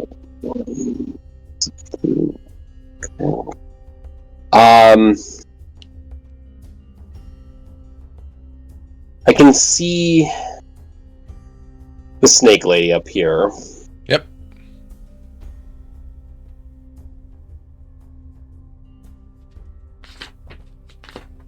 Yeah, I'm going to so I do have my spiritual weapon somewhere. It should be next to the ball, kinda. That can only move 20 feet at a time, so, or something like that, 20 feet. So it's not going to be able to get near the baddies that are still around. But I can have it start to fly up towards the top of the ship, which is what I would like that to do. Sure. How far do you... let me give you your axe. Sorry. Thanks.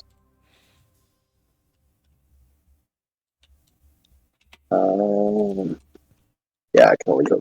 I think we usually use this one. Sure. Let me give you power over it. Yeah. Done. But it's I would have summoned it back over here originally. So I'm going to put it 20 feet up in the air, which I have put in the green circle there. Okay. It's just trying to get its way up to the top. Yep, sounds good. And it's right, 1, 2, 3. Yeah, it'd just be just outside where I would need it. Ulrich is going to. I want to just see if you would allow this. I could make an unarmed strike to grapple something. Yep. Which would be one of my 2 attack actions. Okay. Could Ulrich grapple the chain? For what purpose? For the purpose of holding on in case that sucker's reeled back in. Okay. So that you can get up on the ship. Yep. Yep, you could definitely do that. Awesome. And in that case, Ulrich is going to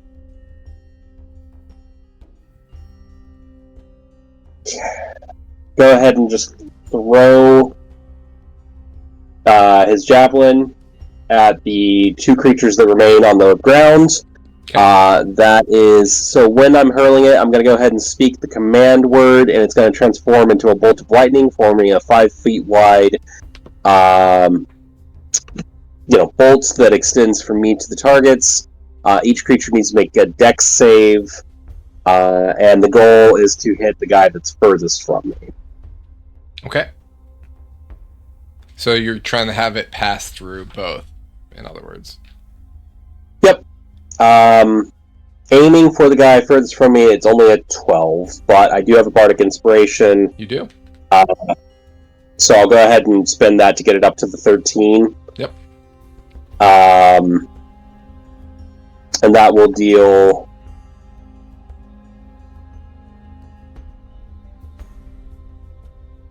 8 piercing damage to him. I did make a mistake earlier. I wasn't. I forgot the radiant is only applied there if I do a melee attack, which obviously throwing it is not. But the 21 would be the damage for dex save, DC 13 for the 2 of them. Okay, so no radiant damage, just lightning and piercing, correct? So that's right. Okay. So you do hit the creature.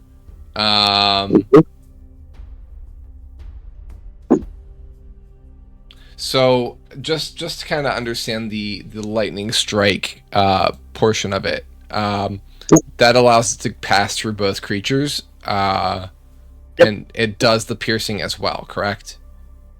It will do well. It'll do the piercing. Actually, just double check the wording here, but I believe so. On a hit, the target takes the damage from the javelin plus the lightning damage. Yes, And it passes through all targets. Yeah, anything in that line. That's Okay. right. So if it's passing through the targets, does it have to beat both of the ACs then? No. It's like a 5 foot wide lightning bolt. Okay. So the only target that's going to get the piercing is the original target. Anything that else, it would just be the lightning, correct? That's correct. Okay. Yeah. There's a couple damages here that I have to calculate, and I just want to make sure I have it right. Yeah. So the lightning passes through the first demon, and the javelin itself impacts into the second, kind of piercing him and dealing damage to him, but neither seem to be affected by the lightning at all. It just kind of crackles off of them harmlessly. Okay. In that case, Ulrich is going to renegotiate his plan there. He moved 15 feet.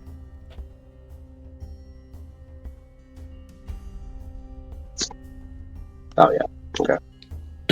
And he can move here safely so that he can, at the start of the next turn, grab that spear again. Or that javelin. And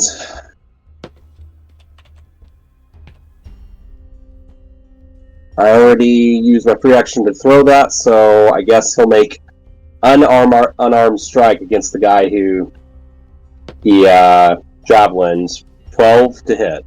That's a miss. Yep. But that will be it. Okay. Zippo.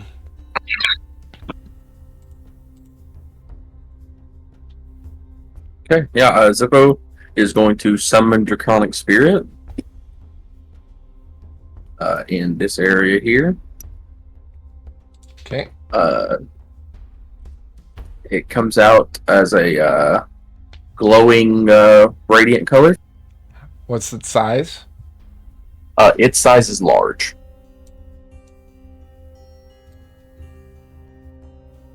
Just assuming it's going to be a bronze dragon, correct? Yeah, it's more of like I think it's technically a radiant dragon, but yeah, it will pop up there. It will then use its breath attack in the cone that I have there. I need both those creatures to give me a dexterity saving throw. DC is 17.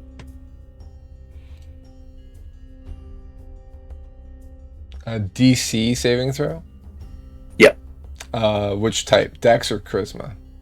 He said dexterity. dexterity. Okay. All right.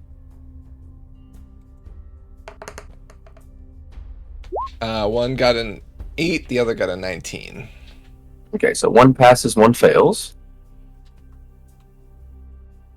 So the one that fails will be taking 9 radiant, so if it's vulnerable, it'll be 18. The one that passes will be taking half of 9, which would be 4, which would be doubled to 8 for vulnerability. So basically normal. But because it's halved, yeah. It's fun little minuses, pluses. Cool. And I guess if it's doing it from that area, it's going to need to be over 1. Yeah. The creature will then, the Draconic Spirit, it will then use 2 rend attacks.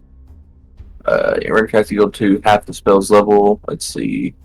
Yeah, so 2 rend attacks on the creature. Okay.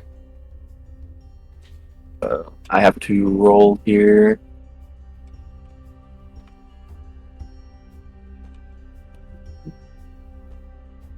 Okay, so my spell attack modifier. So I'm just going to roll 2 melee spell attacks for it. Off of my thing.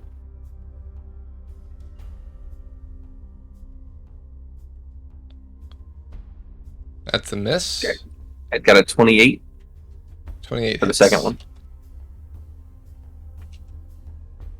Try to see what kind of damage it does real fast. Okay. It takes, let's see here, 1d6, so 2 plus 4 is 6, plus the spell's level is 5, so it'd be 11 damage. Okay. Piercing damage. Difference on it. And then Zippo will scream an abyssal at the his old master and be like, "Come down here, you bitch!" Come up here, my servant, she says in turn. All right, so you said how much damage it did? 2? It does 2 plus 4 plus the spell's level, so that would be 6 plus 5 would be 11. 11. Thank you. Okay. Jordan is next. Jordan, seeing Roger on fire, moves over to him and casts Create Water. Thinking that it's magical fire, he upcasts it just to make sure that it can quench the fire. So he casts it at 3rd level. And it does manage to quench the flames. So you are out, Amethyst. Thanks. This is easier than stop, drop, and roll. I don't know if you'd want to stop, drop, and roll on this ground, my friend, he says, and he gives you a little salute. From there, he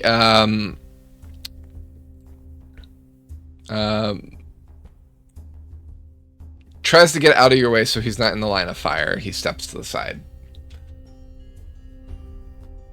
All right. That being said, it is the ship's turn. The ship will begin to reel in its 2 spiky balls on its aft, as port side. Excuse me. Aft is the back, and it's actually going to be, I'm going to keep it in this direction just so that I don't have to turn it, but it is going to move this way.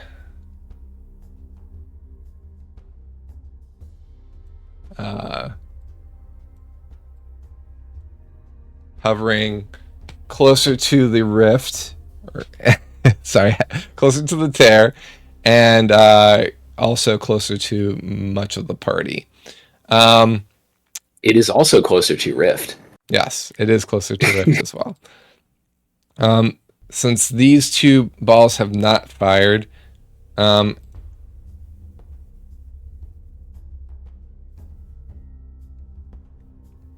see if I have range. If not, I will move slightly.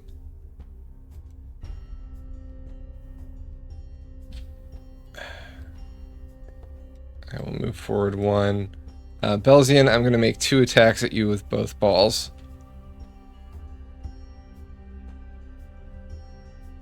Context is important.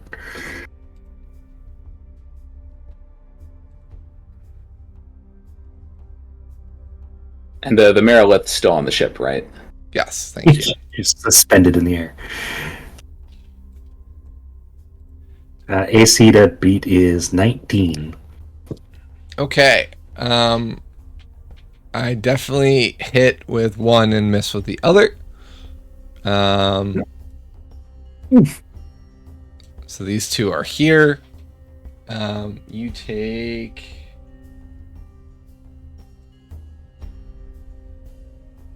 26 points of damage. Ow! Well, that's not very cool. Okay. How high is the ship? Ship remained at the same height, 20 feet above the ground, 40 feet from its rail. Okay. That being said, Zippo, Yep. I'm going to be casting a spell at you. Okay. So the Marilith points at you, Zippo, and a thin green ray arcs toward you. What level's the spell? Arcana check, please.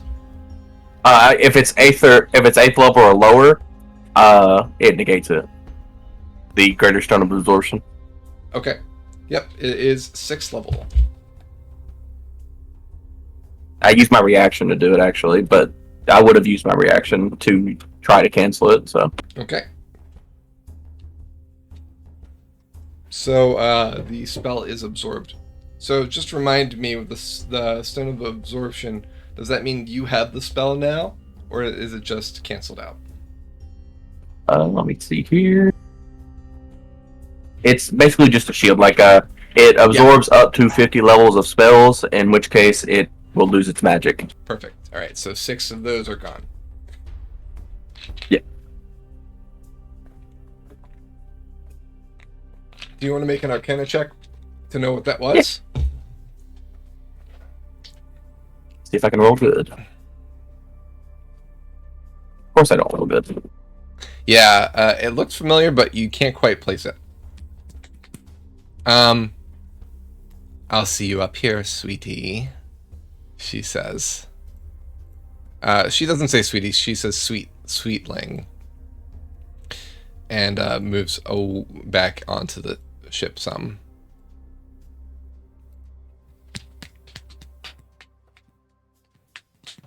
The shadow demons, let's just call them what they are, attack Ulrich since he's right there. I believe this is the first time they get to finally attack, which I am happy about.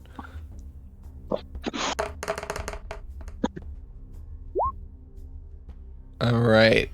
First attack misses. Second attack misses. Third attack hits. Fourth attack misses. Alright, so you take 19 points of psychic damage from one of the attacks that do land. Fortunately, it was not all 4, because that's a pretty big hit. And this is psychic damage, so just to kind of talk about this a little bit. Actually, sorry, there's 2 of them. They would have advantage against you, wouldn't they? If they have pack tactics. Yeah, if they have pack tactics, but That's not how flanking works in 5th edition, if that's what you're flanking thinking. entirely optional. If we were doing it now,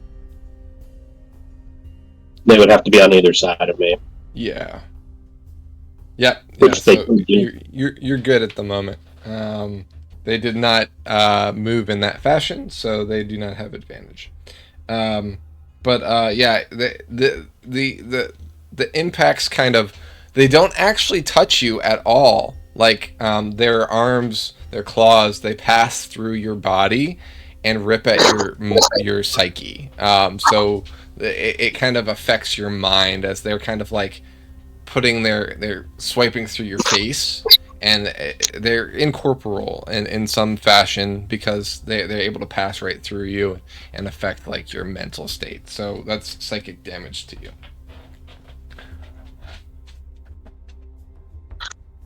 All right, top of the round. Roger. Alrighty.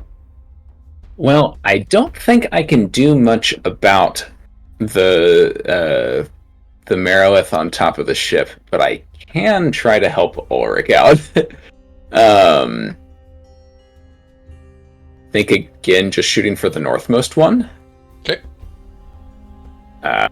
Let's roll to hit, and I think I'm going to choose not to waste a fire arrow at this point.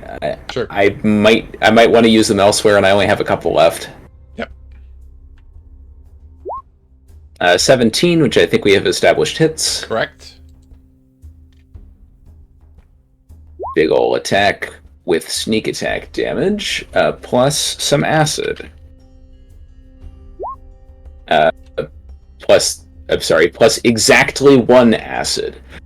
For a total of 31 damage. All right. And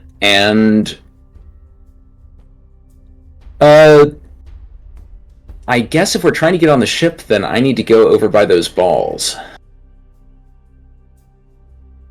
1, 2, 3, 4, 5, 6, 7 gets me over by the balls. And that will be my turn. Okay.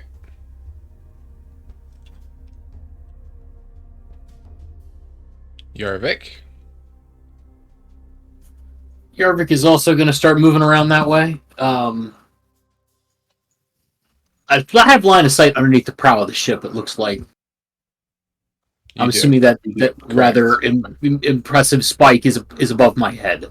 So I am also going to try to help. I'm going to try to help Ulrich out here. Shoot the one directly south of me. Same as I've been doing.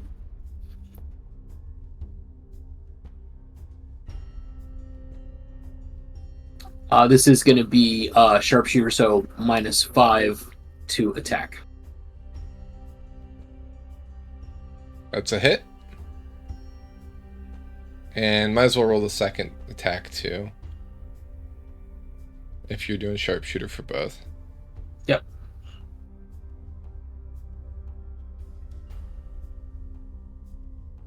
Okay, so that's a hit too, yeah.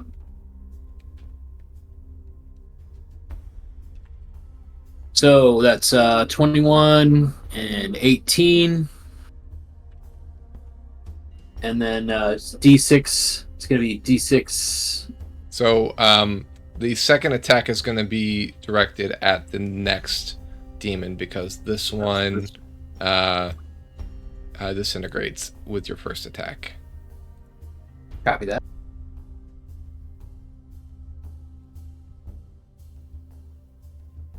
And then we're going to do the attacks we were doing before with Sonic and Force. Okay. That's Force.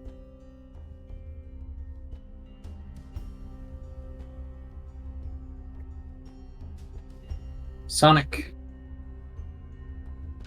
And then I'm going to start moving around.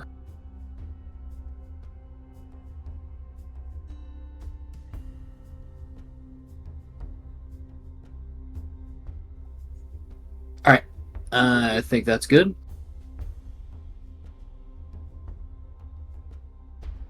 So you're moving around. You said you were moving toward the balls, right? Yeah, I'm just taking the long way around. Okay, because you can go under the ship. It's okay. I mean, yeah, that does make sense. I could go under. Yeah, that's right. It is still above us. Yeah. How do you want to do that? You can just have it where it looks like you're on top, but you're not. That's fine. So you were here. You have a move of what? Should be 30.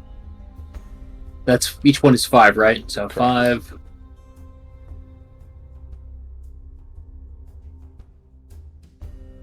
Right there. Okay. All right. Good.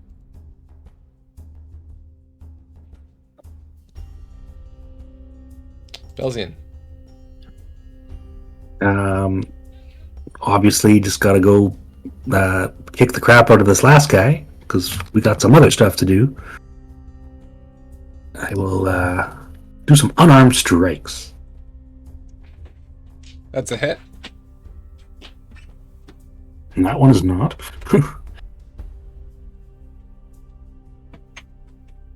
So 6 bludgeoning damage. The 10 misses. Yeah. So 6 bludgeoning. Okay.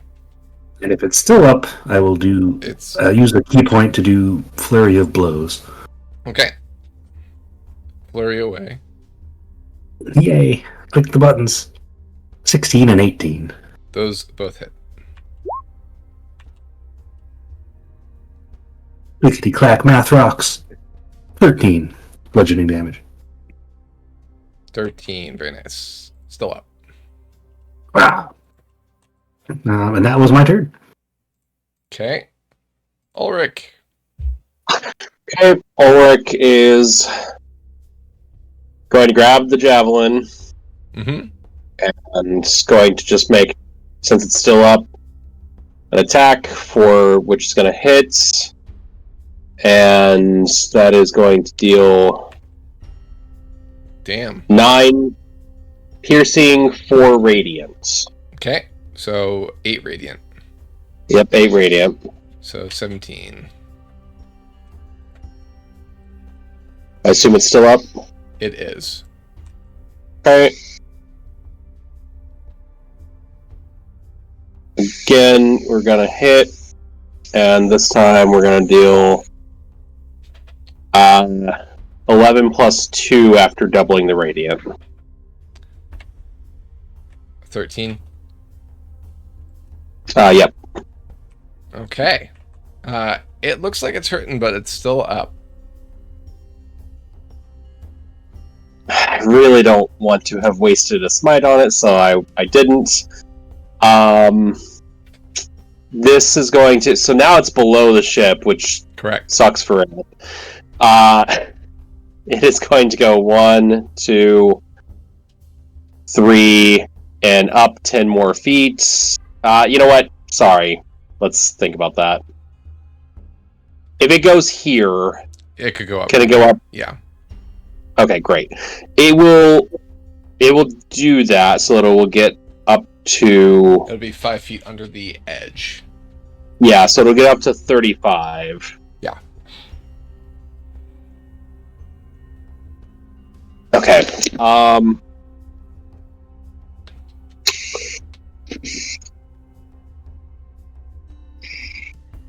And then that's the bonus action, that's the action. I think that's over. Alright. After Ulrich is Zippo. Yeah.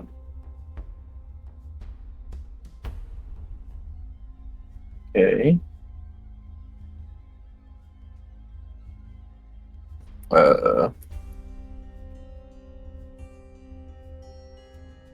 Zippo's gonna move here. He's then going to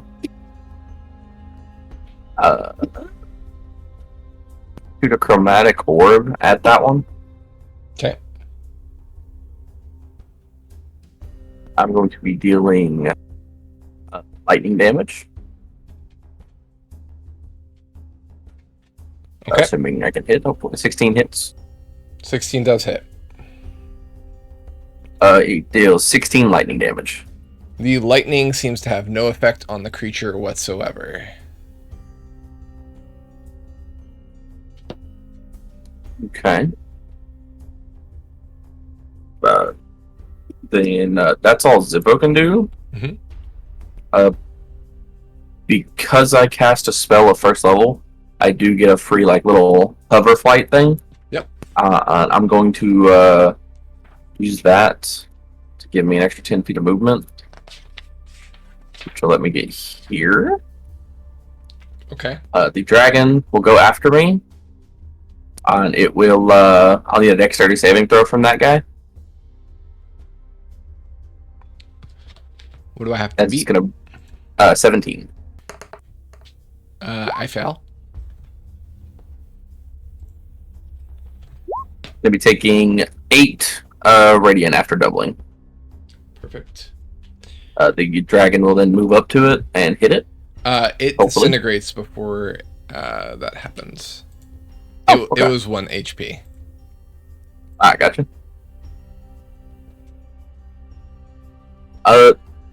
The dragon, I will have it kind of lower itself, and I will tell the party to hop on so we can get onto the ship.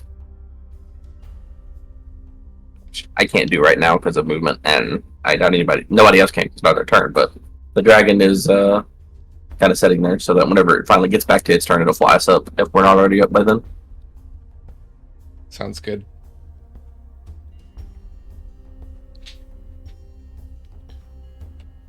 Okay.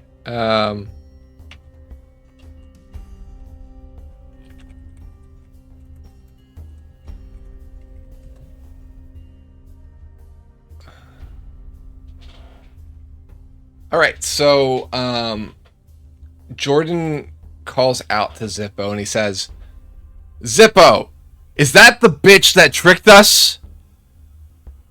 Yeah, Fly!" it is. And he jumps into the air and jumps up and onto the ship with flight.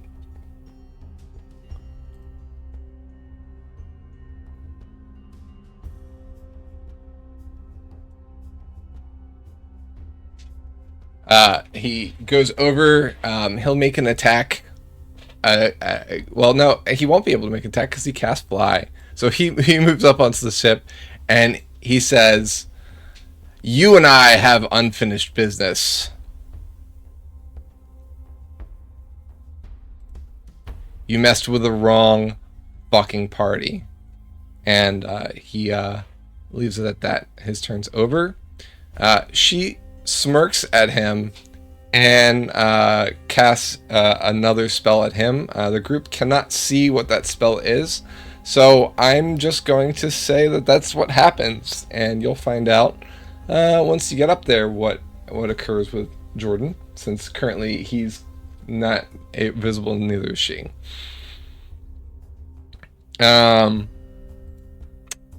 There is no more shadow demons.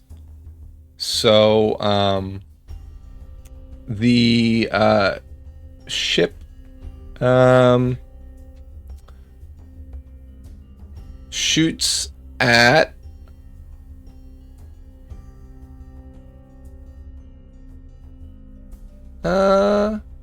it's gonna actually shoot at the largest thing that is on the ground, which is the dragon, Zippo. Yep. Zippo, what's the dragon's AC? 19. Okay.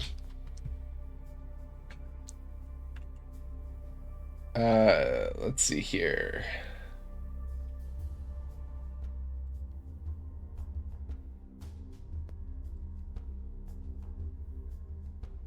Okay, it hits. Make a reflex, please.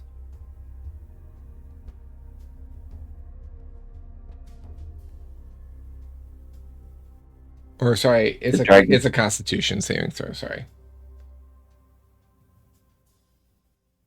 So I'll count the roll. It's 14 plus whatever Constitution it has. So it'd be 18. 18. Okay. Oh no, sorry, 17. My bad. Okay. -1. It fails. The spirit catches a flame.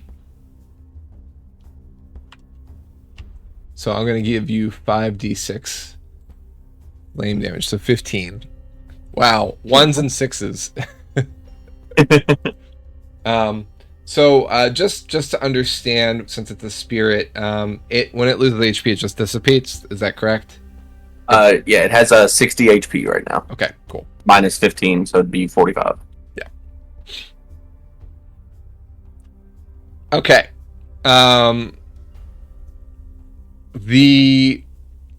It reels in the two balls. Roger, I'll let you make a reaction if you'd like to grab onto the ball as it's being reeled up. Yeah. Let's do that. Let's get up on the ship. I need to be able to see what's happening. Because you haven't used any reaction at this point. Not this round. Yeah. All right. So that's the far one. So you're going to be... you are quite forcibly... I would like you to make a strength check to hold on, because it is fast. It moves that speed back up.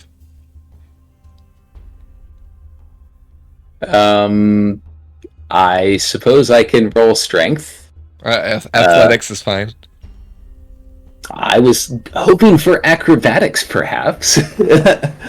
But in this case, because you're holding on for dear life, I can't see acrobatics being the one. Well, strength and athletics are identical for me.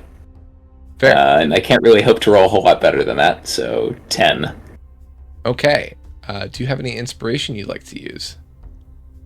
Yeah, sure, I'll use my inspiration.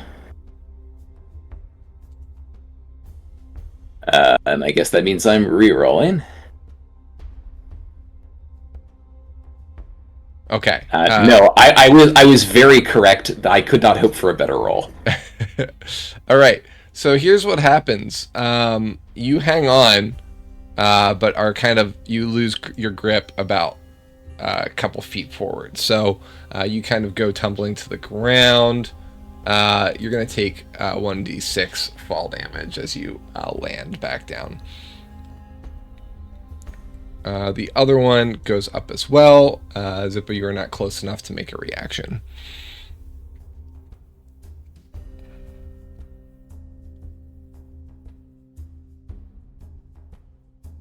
The Wait, I other, was next to both of those, wasn't I?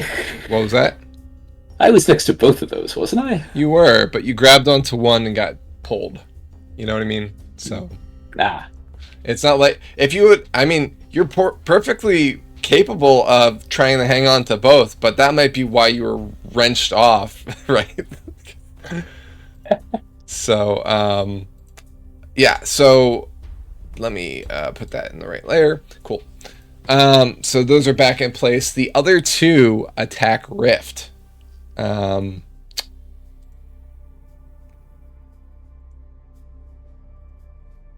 Okay.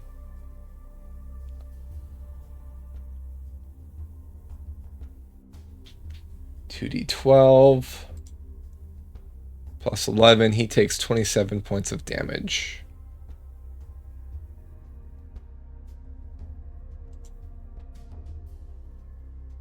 Okay.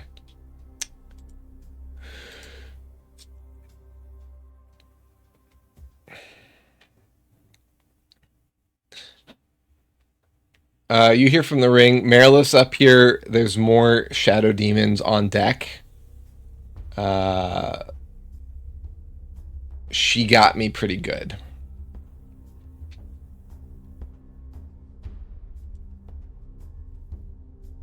All right, Roger, your turn.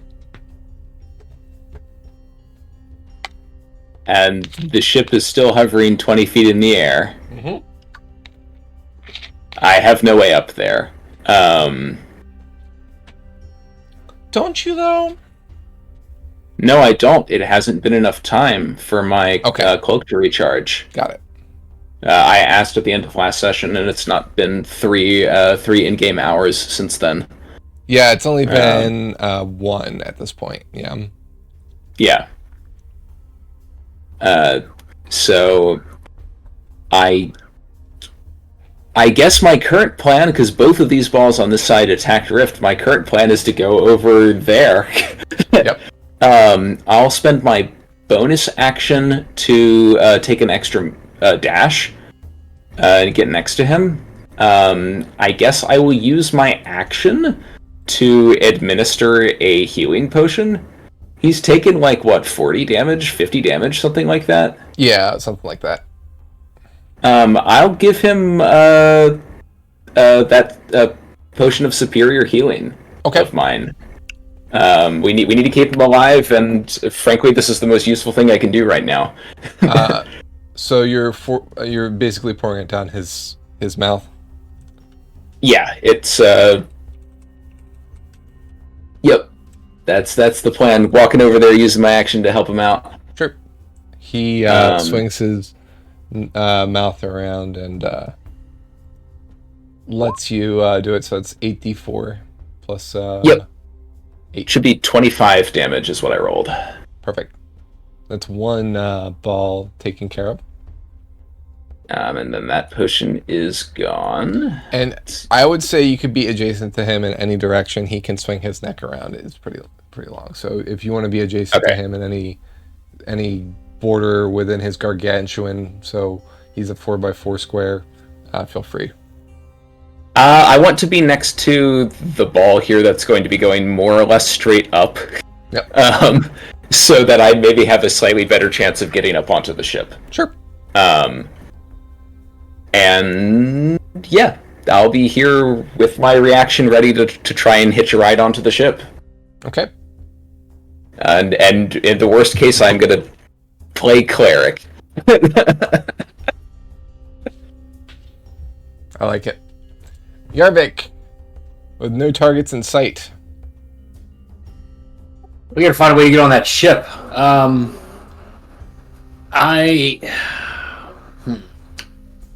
Can I make a full move and get to the same ball that Roger's trying to ride? Or is that too far? It's 45. 45. Yeah, it's You only too have far. 30. Yeah. You could dash. So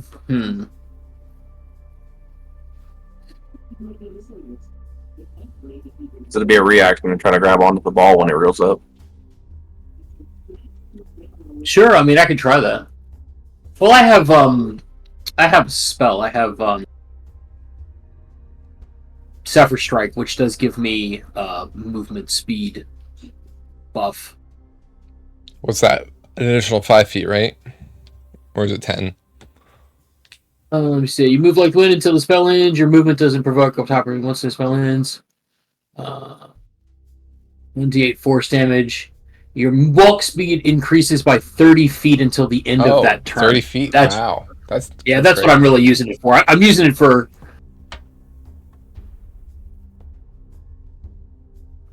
Yeah, I'm using it for the movement speed. So, are you shooting at the ship to get that? Sure, why not? That's actually a good idea. if I have to shoot something to provoke the buff, then yeah.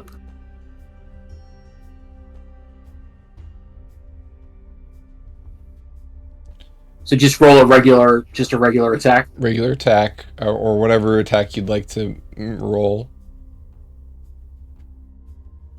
Okay, 27. That's a hit. Nice. May as well put some damage on there. Sure, why not? Yep.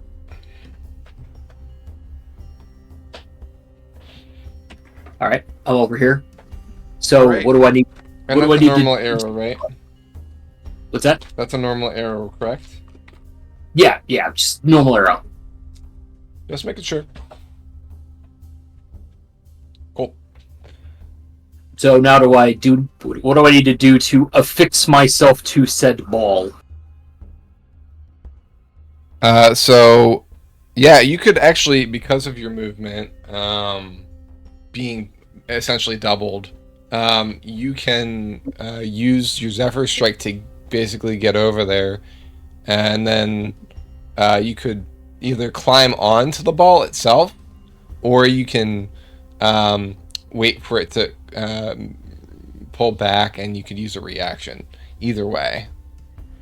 I think I could probably, if I can get to the ball, I'm just gonna climb on the ball. Okay. You mount the ball. He grabbed on like a wrecking ball.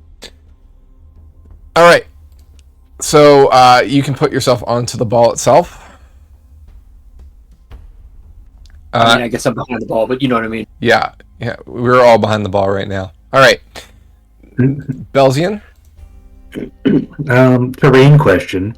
Is it all basically just the same kind of ground, or are there actually At this point, yes. Although directly where the where you just gestured, that's a pit where the rivers of blood is draining into. It's fiery. Ooh. So this area where you're in, and that color is normal plain. Okay. I will dash to get to the other ball. Okay.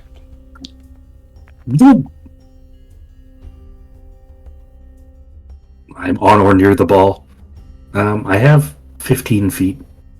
Can I ascend 15 feet? You can. You could just run up the chain. Yeah. And if I don't make it all of the way onto the ship, I would like to use Step of the Wind to get another 100 feet of movement. Yep, you can do that and get all the way up. Huzzah! I'll leave a little bit of room for everyone else to board as well.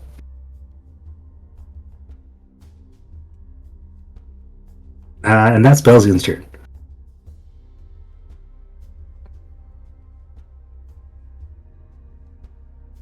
Okay.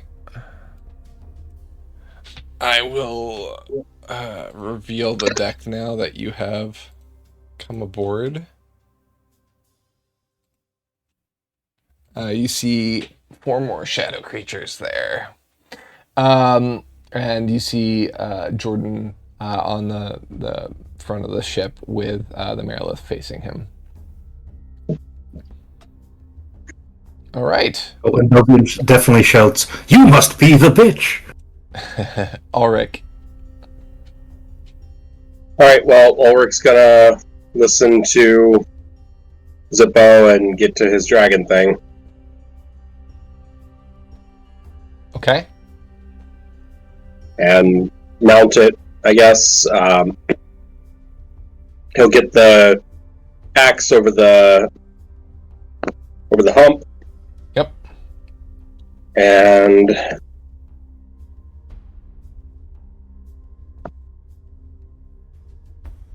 think that would be 5, 10, 15. It's only going to get here. Okay. So That's fine.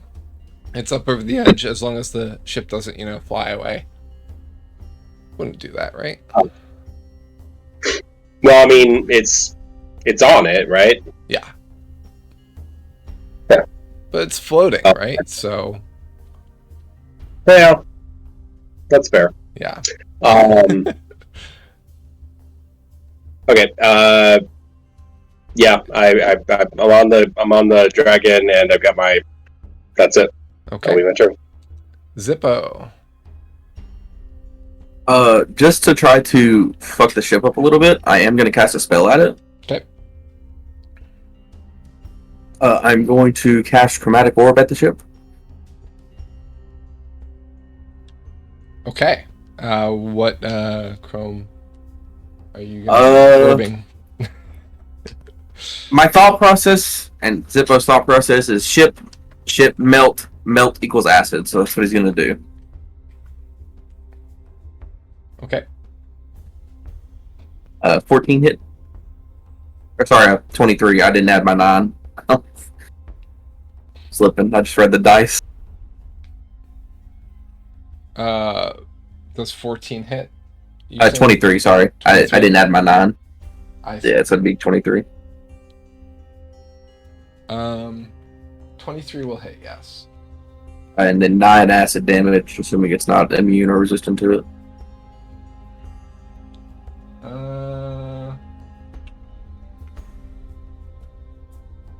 Yep. Seems to go through. Okay. Doing that will also give me my bonus action of 10-foot flight, which will get me on top of the dragon. And then I will kind of hunker down on it next to Ulrich. And then after my turn will come the dragons, and the dragon will slowly take off and fly up onto the ship. You said it's 20 feet up? Mm-hmm. Okay. The dragon's got 60 foot of flight speed, so it would fly me and Ulrich up onto it. Cool. Where are you going to land it? It's 40 I would feet like to... up to the edge. It's got 20 feet at the edge. Yep. So, assuming these squares are right, it can land right about here. Cool. And then when it lands there, it will be using its breath attack.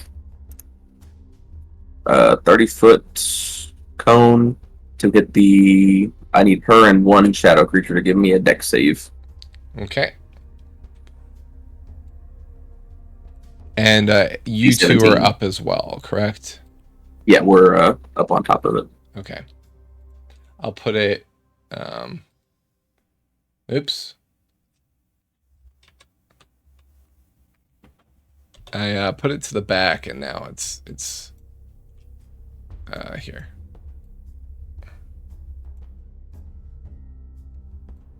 Nope. I'm gonna... Actually, here's what I'll do.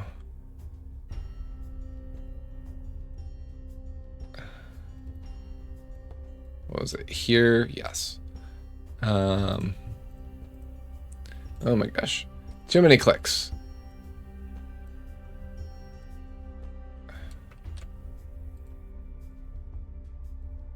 Gonna have to move this out of the way to get at it. Yes. Okay. Let's try that again. Bring it to the front.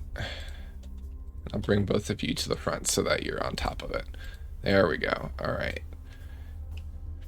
All right. So you're doing a breath attack against those two. Yep. Cool. DC 17 if they fail. Or pass. Let's see. They'll be taking 7 radiant. Half if they're passing. DC 17. And then Marilith. And this is Dex, right? Yep. Okay. Merilith got a 24. Taking that. Okay, so how much damage? It's 7 total. If they pass, it'd be 6 or 3. Sorry. Okay, there it is. Got it. Wait. So that was the breath weapon? Where's the roll for the breath weapon? It's the 7, but it's 2d6.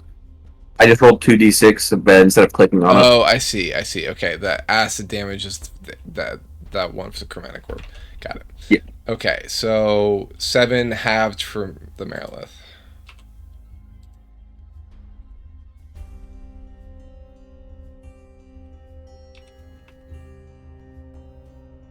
Okay. Anything else?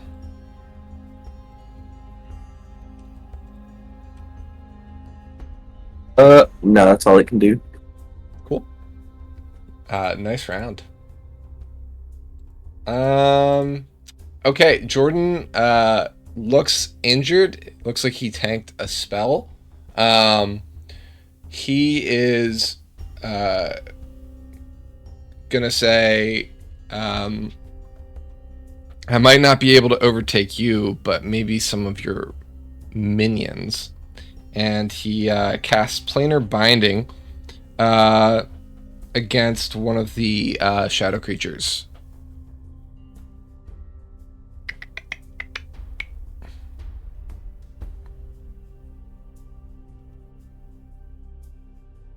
Alright, so I need to make a charisma.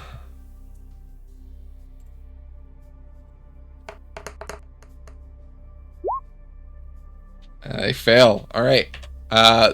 He casts it on this one, so this one is now working for us.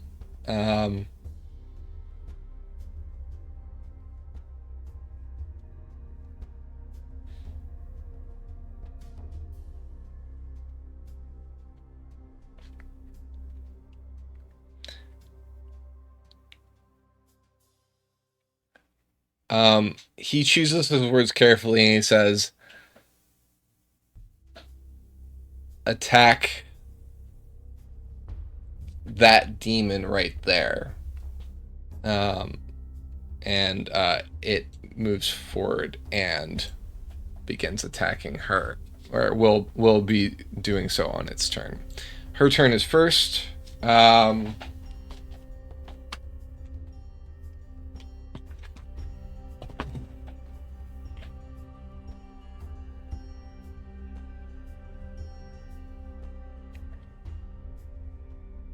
Seeing that everyone's on the ship at this point, she teleports. Oops. No, she doesn't teleport. She moves over to be in between all three of the party. She's going to make an attack with her forearms.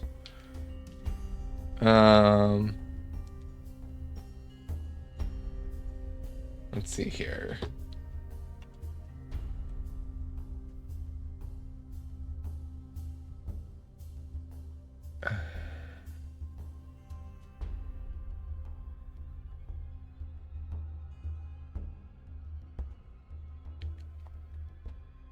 Okay.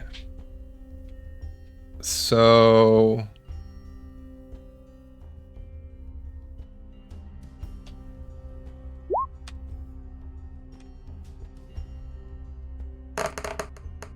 Ulrich, what's your AC? 17?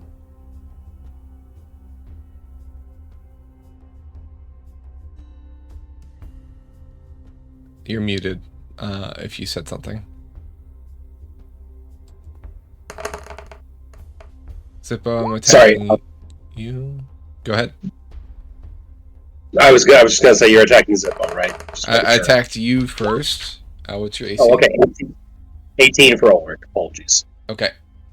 And Zippo, what's yours? 18. Cool. She hits Jordan.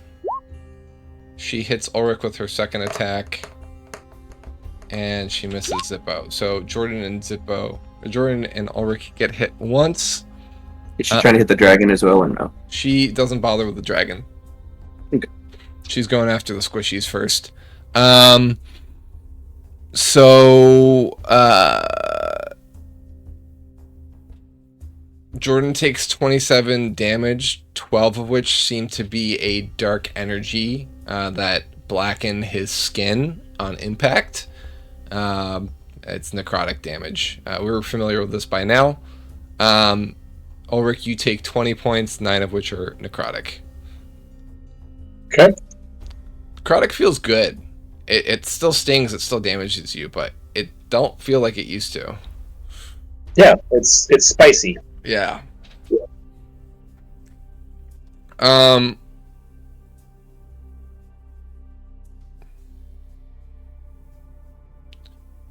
Last but not least, her tail kind of slithers out and tries to grab onto Zippo's leg.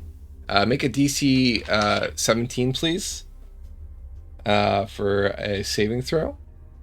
What kind of save is it? Let's see here. Strength saving throw. Because it's a grapple. Okay, let me use my inspiration. Sure.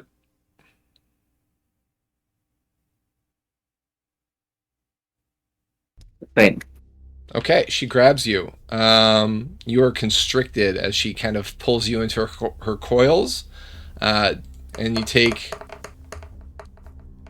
Oh gosh, this is spinning a lot. 9 points of bludgeoning damage as she kind of constricts you. You are now grappled and restrained.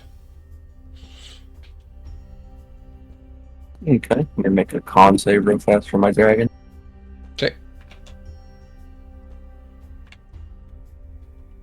Of course. The dragon's still up. Very nice. All right. The creature's attack, starting with ours. So the Shadow Demon is going to attack her.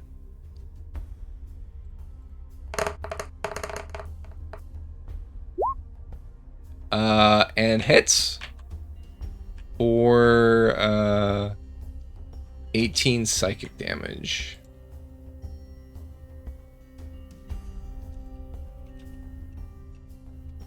Okay. The other ones, seeing that there's not really many targets, attack Belzian. Belzian, what's your AC? It is 19. Miss. Hit. Ow. And hit. You take 19 and 16 for damage. So, 35 damage. Ooh, ow. 2 out of 3 ain't bad.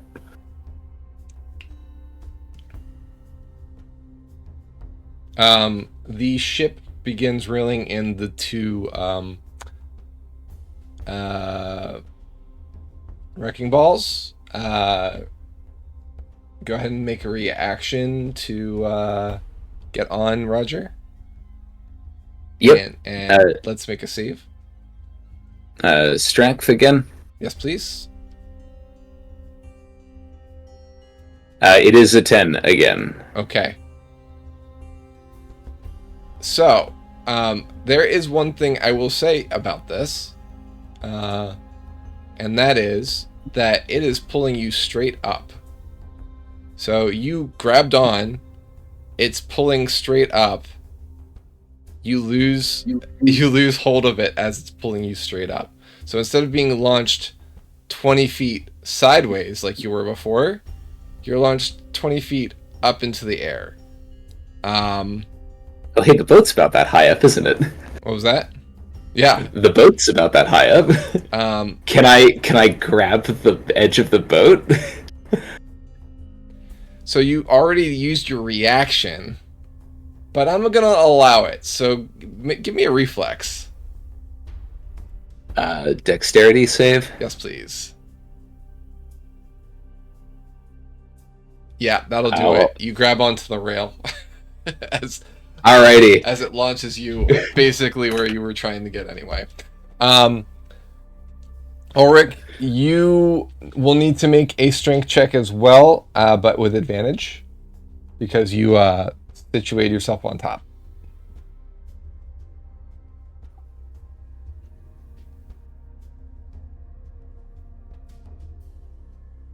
So go ahead and You said Ulrich. Do you mean Yarvik? Yarvik, that's what I meant. Sorry. That's right.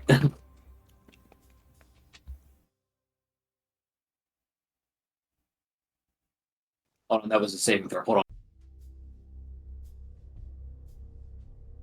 All right, you're good. You are on board, and Amethyst, you're right next to him.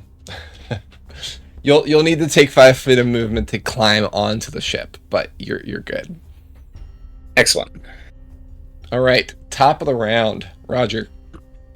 I'll spend that 5 feet of movement to get on the ship. Okay. And then need to do a little bit of moving around here too, because we're just a little bit too close to these guys for comfort. That said, yeah, I do not want to be standing next to the edge of the ship. I will go stand over here. And I'm going to shoot the one that's here next to Jordan. Jordan sees you taking aim and says through the ring, "That one's ours. Don't shoot that one."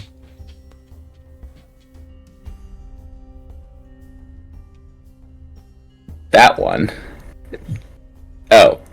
Right, that's the dominated one. Yep. I'll shoot the one next to Yarvik and Belzian then. Perfect.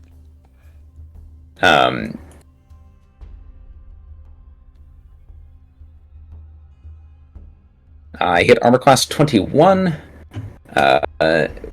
which I believe we've confirmed hits at this point. Mm-hmm. And let's roll for the acid damage.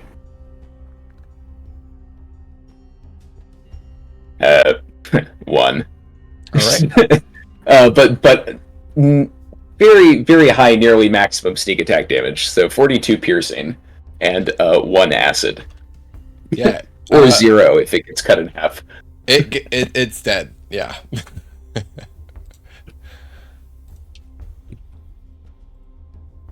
Very good. Alrighty. And that is my turn. I'm pretty happy with where I'm standing. All right.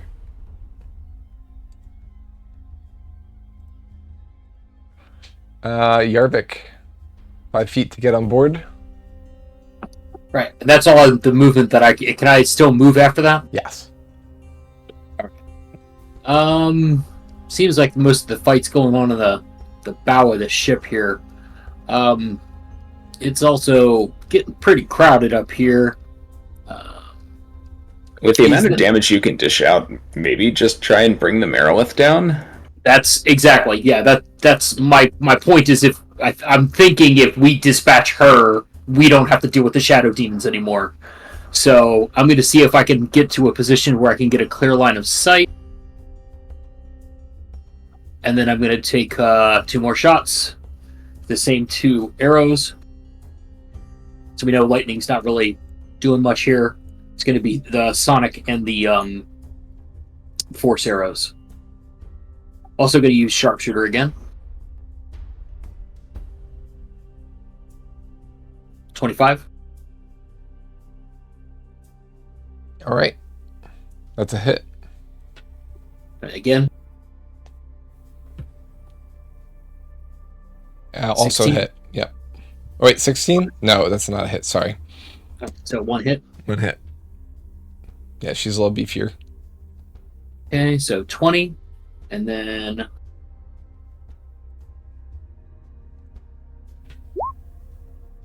23. So 20 piercing, 3. What's the D6 one?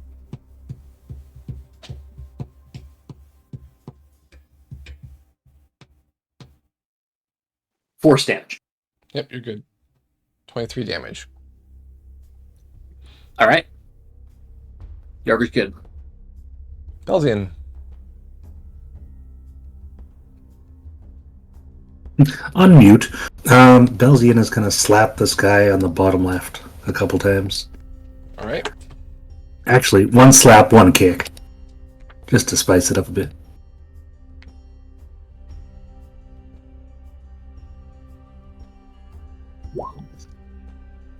For 17 bludgeoning damage. And if it's still up, it's more attacks. With a flurry of blows. So both those hit, so that's 18. Still up. 17. 17? Yes, you're right. Yeah. And then a flurry of blows. Because these guys blows. Wow, okay, well. And that's all he's going to do for now. Yep. All right, Ulrich.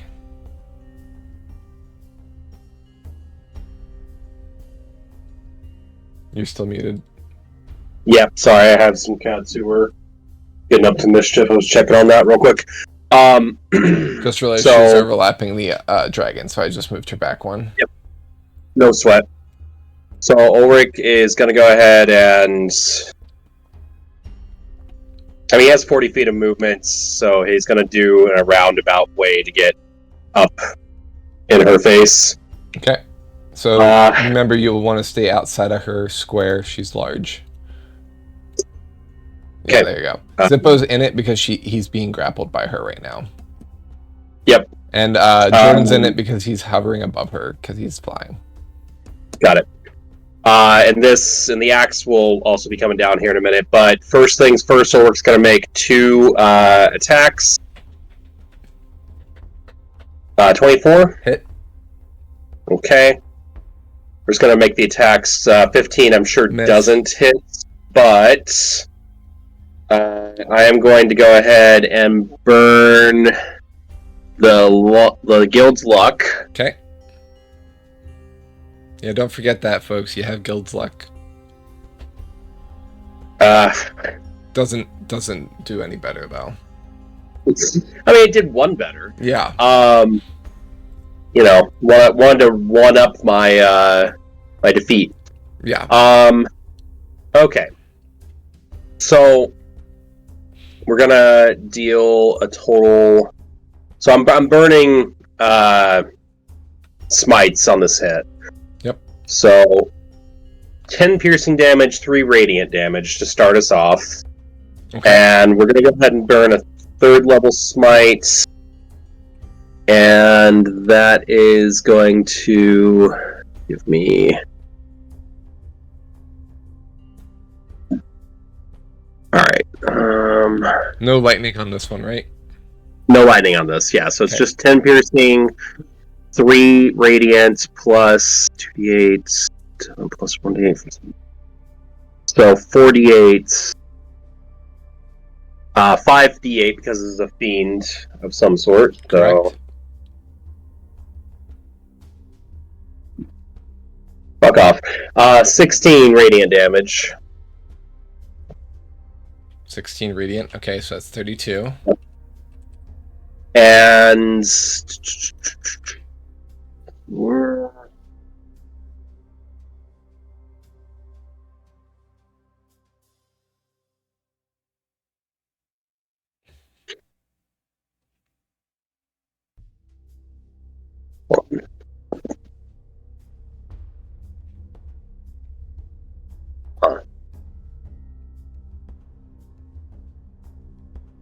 Oh, that's on me. I could have added a plus 10 to this with Divine or Channel Divinity, but I straight up forgot I had that.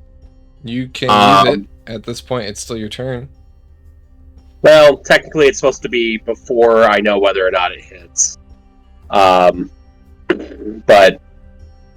I'll allow it. Okay, then 26 to hit, Yep, that's a which hit. hits. So we'll go ahead. Thank you very much for doing that. We'll go ahead and deal damage again. So this time it's going to be 6 plus 8 radiant damage. And then we'll go ahead and burn another 3rd level. And that's another 21 radiant damage. Okay. And then finally, the spiritual weapon comes on down and slaps 18 to hit. That's a hit. And deals 8 force damage. Nice round. Bring down And the Ulrich will- weapons. Yes, indeed. Thank you very much for allowing that. Sure, That will be of Ulrich's course.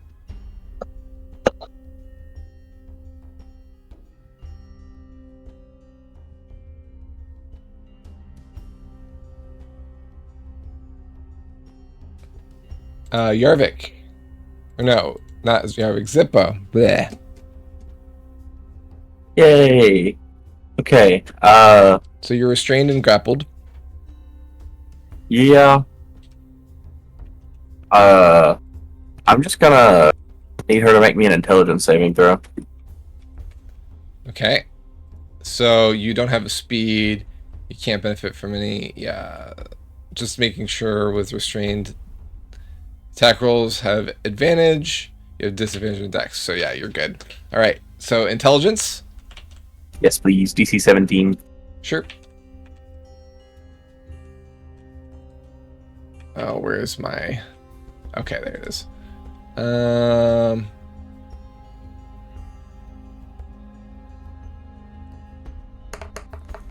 So many ones. I made dude. it.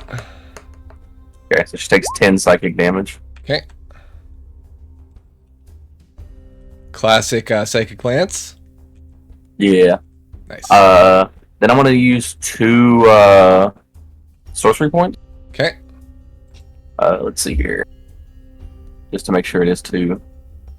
Just 2 sorcery points to change. Yep. So I'm gonna use 2 sorcery points to quicken Shocking Grasp. Okay. And I'm gonna try to grab her. And I have disadvantage because I'm grappled. Correct.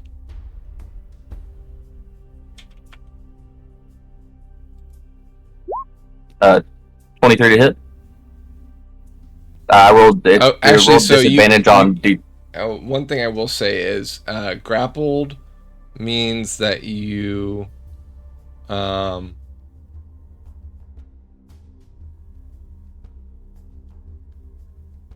you don't have any disadvantage from being grappled. You actually have advantage on attacking her because you're restrained.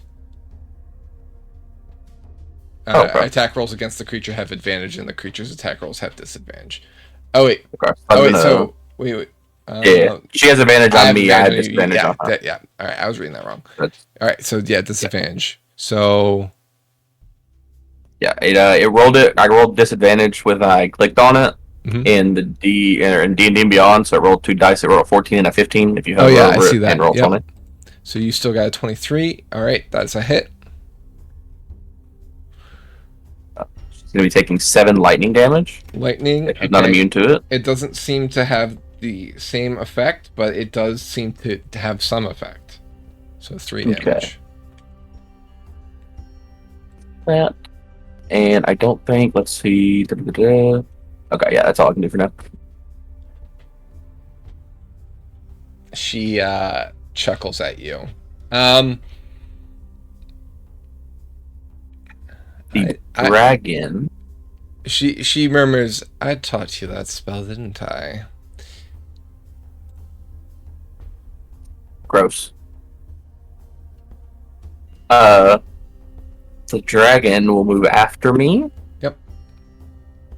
And I'm going to have the dragon fly over here.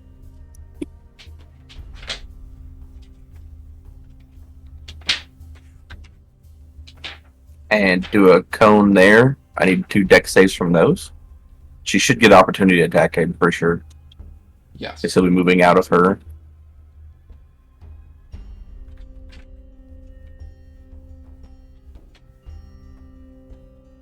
Okay. So I'll do my attack first then. Yeah, exactly. On a class of 19.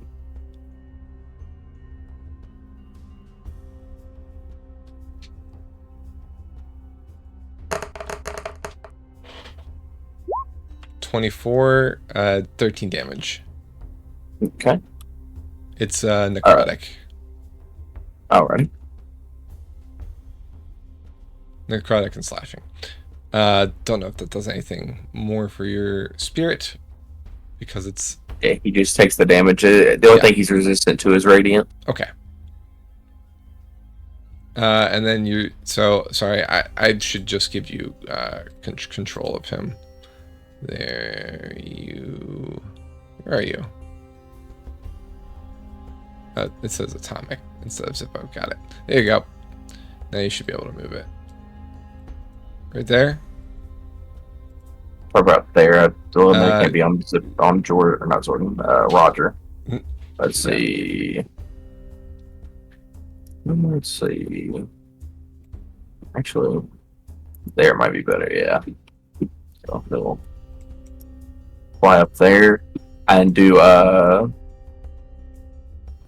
his breath attack. I need a dex save from those two. And I don't know.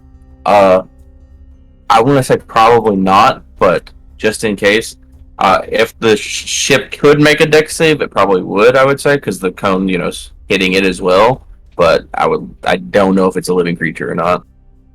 The ship would need to make a dex save. Okay.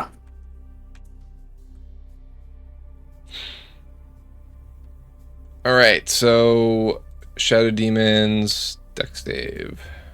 What do I need to beat? 17. I beat one and the other, so half. Yep. So half of 7 radiant, which would be doubled, would be 6 total damage. So they take afterwards. Okay. Cool. And then, assuming I'm going to try to have the Draconic Spirit. It's going to use its other attacks, its rend attack, to try to rend the ship. My goal here is to try and well, no, actually, never mind. He's going to hit the one in front of him. The damage seems to affect the ship too, by the way. Okay. There's a This slight floor that we're shudder. standing on, is it like a... Fleshy.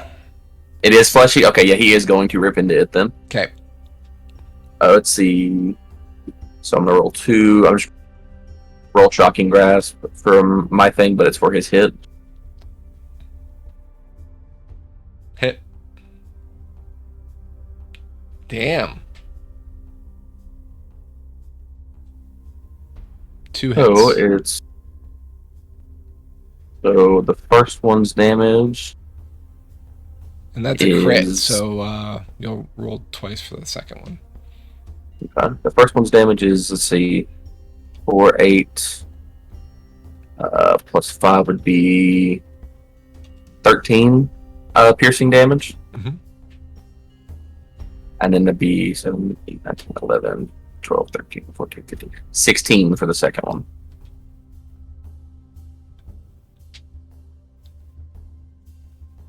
Okay. And that's the ship, right? Yeah. Cool. All right. Yeah. He tears at the ship's bottom and does some good rending damage to it. You can kind of see through into some of the floor below. Looks like there's well, I guess you can't see it from there, but yeah, he can. He's torn a hole in the floor.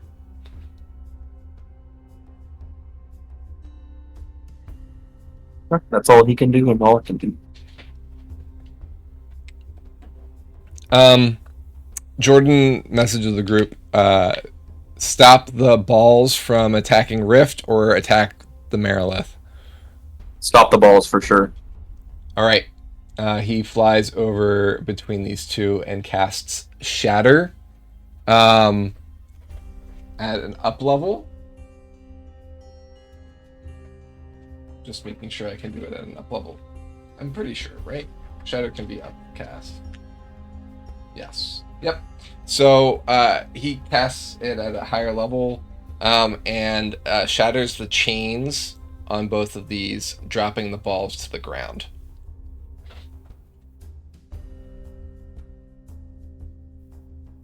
There is an attack of opportunity from the Merilith when he does this. Actually, no. She already used the attack of opportunity on the dragon. We're good. All right. But it is her turn. She's going to first do her tail attack on Zippo. With advantage.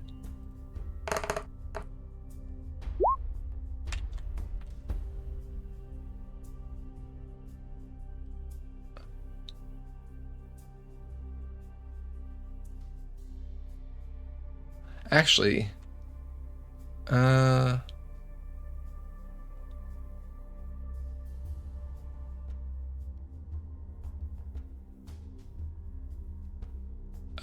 cool.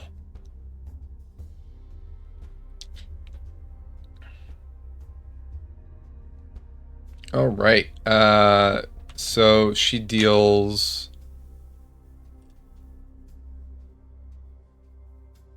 9 more bludgeoning on you. And you didn't make any attempt to escape, right? You just stayed in there. Yeah, I was just hitting it. Okay, cool. Ulrich, she turns her blades on you. But she is going to move forward with Zippo. After 3 attacks. So she'll attack you for 3. Okay. No, she'll attack you for 2. So Pact Blade.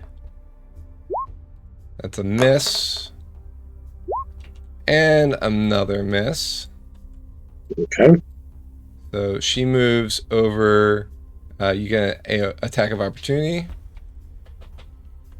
Alright, so he'll make that attack. Ooh, got a miss. Yep. Alright. She's going to attack Yarvik for 2. Yarvik, what's your AC? 17. I got an 18 and a 22. So you take 34 points of damage from the 2 attacks. And same for you, Amadeus. Roger takes 2 attacks. If both of them hit, can you give me the damage in order? Because I have to decide whether I want to uncanny dodge them one at a time. Sure. So the first attack, you take 22 points of damage, 12 slashing, 10 necrotic. I'll be uncanny dodging that one, so I'll take 11 instead. Okay. The second That's attack. my reaction. Perfect. You take 15. You chose wisely. It would have had to have been pretty weak for me to to not bother doing that. But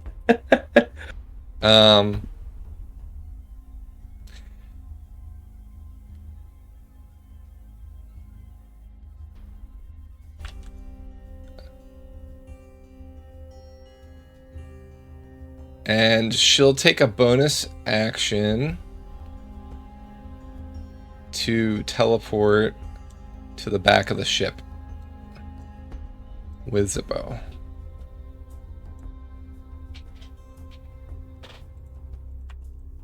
All right.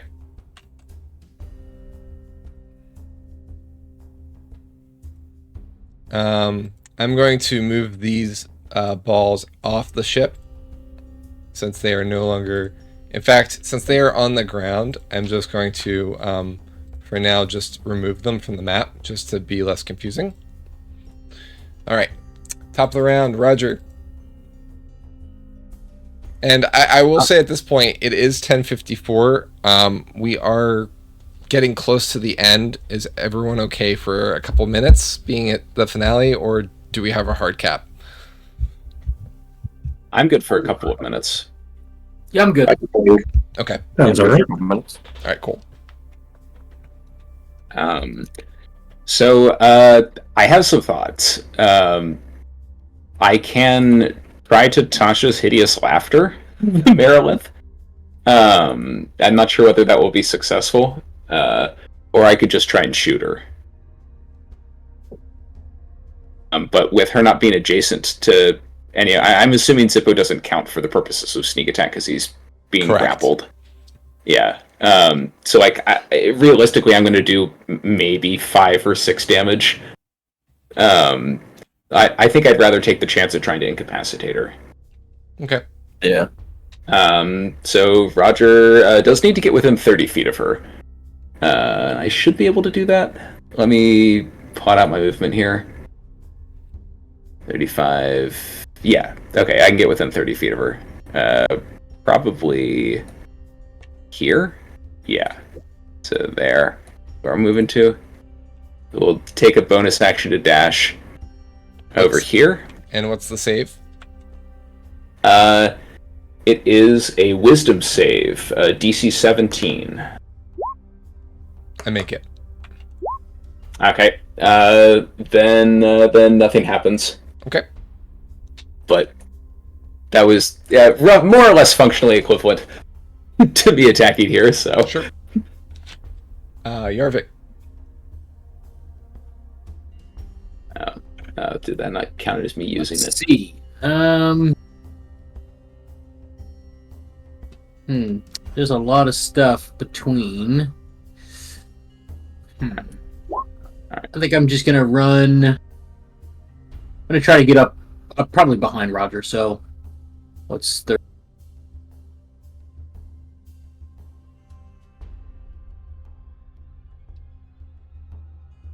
About there. Okay.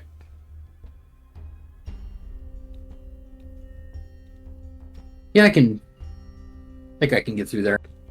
I'm just gonna do 2 attacks, sharpshooter, with the 2 force and sonic arrows. 20.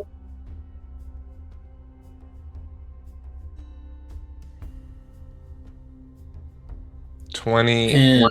And 20 and 22. Both hit. Okay. 19. What is that? 10, 20. And then the 2.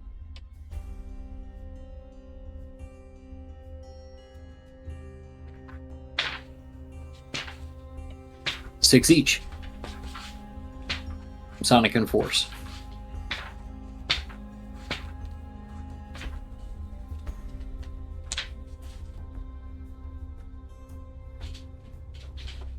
You know what I missed doing? I missed attacking with the other shadow demons. Wow. So congratulations, folks, on that one. All right. We send them into silence. Yes. So 19 plus 12, correct? So 19 plus 20 plus 12. 19 plus 20 plus 12. The 12 is evenly split between Force and Yeah. Yeah. Okay.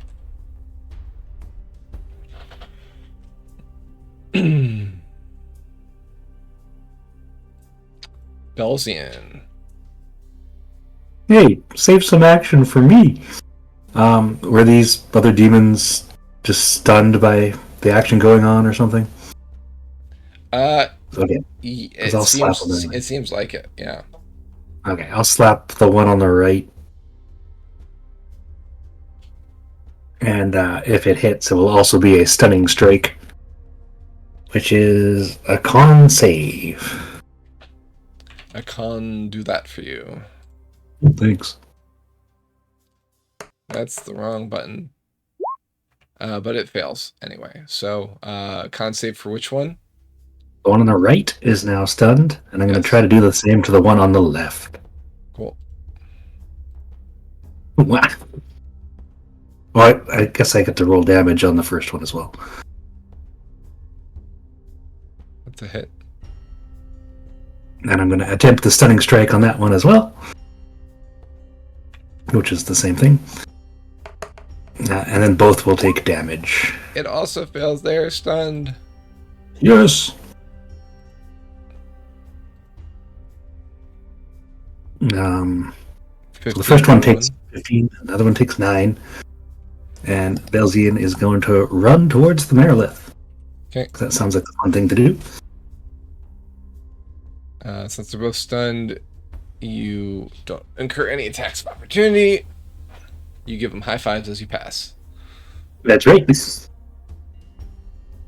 Ooh, and I think I am close enough to do a bonus attack with a dart. If you'd like. I don't think it'll do much, but it will, it'll A for effort. Let's go. And that's Belzian's turn. All right. Yeah, I missed. Ulrich? Yep, Ulrich will 1, 2, 3, 4, 5, 6, 7. Sorry, 8. He is.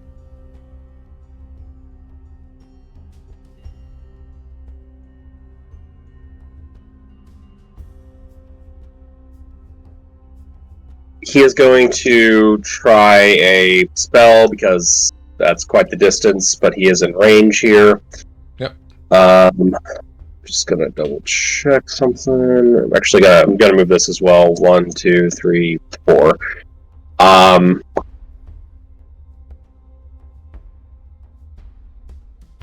Is there a... Okay.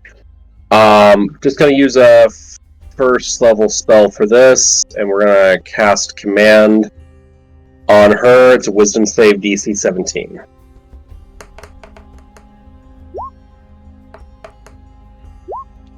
Alright, she fails the spell, but waves her hand and swats the spell away.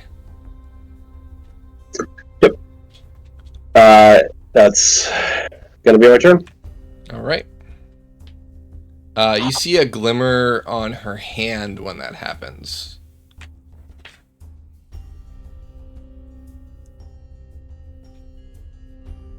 Zippo. Yeah. Intelligence saving throw from her, please. And I will be using sorcery points to twin this spell. What's the DC? 17. I make it. I would. So you're twinning it, Would so you're like- casting it twice, right? Yeah, I would like the ship to make an intelligence saving throw too. Oh, okay. So the second one is for the ship. Yeah, because I can't target the same target Okay, fair enough. when I twin a spell. Okay. Intelligence saving throw.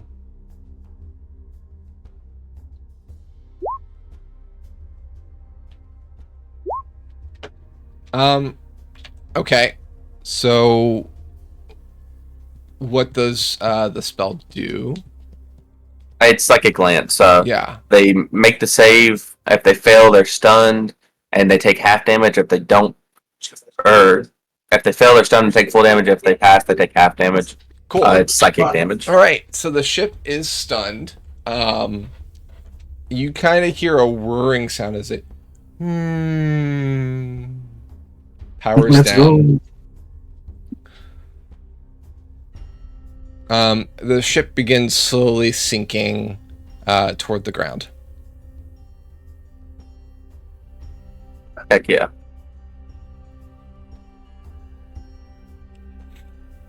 Alright, and she takes 13 psychic damage. Okay. I will.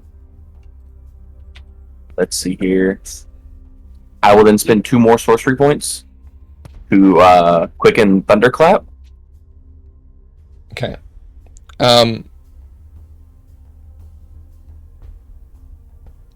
I need a con save from her and the ship.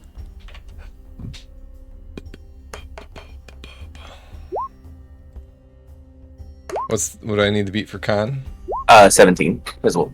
I got 25. We're good. So half? Yes, takes none if you pass. None? It's a Okay. cantrip. Awesome. And the ship also passes.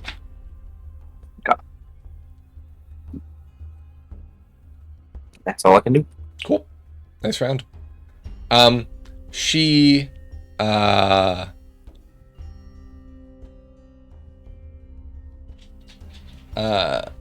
basically is filling your thoughts full of the good times.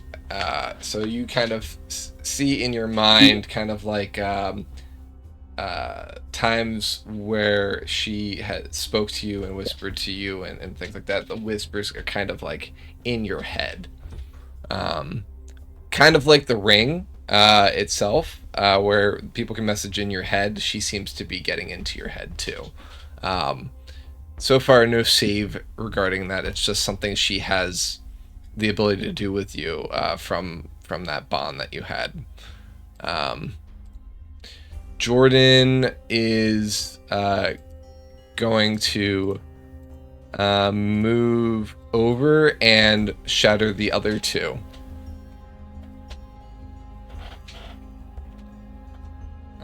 Making sure that nothing can be changed regarding these chain balls.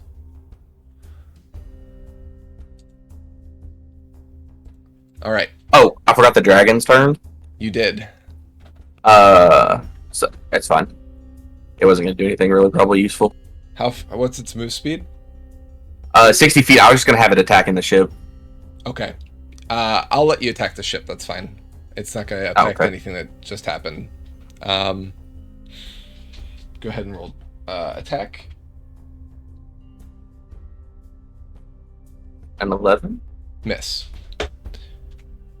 21. Hit.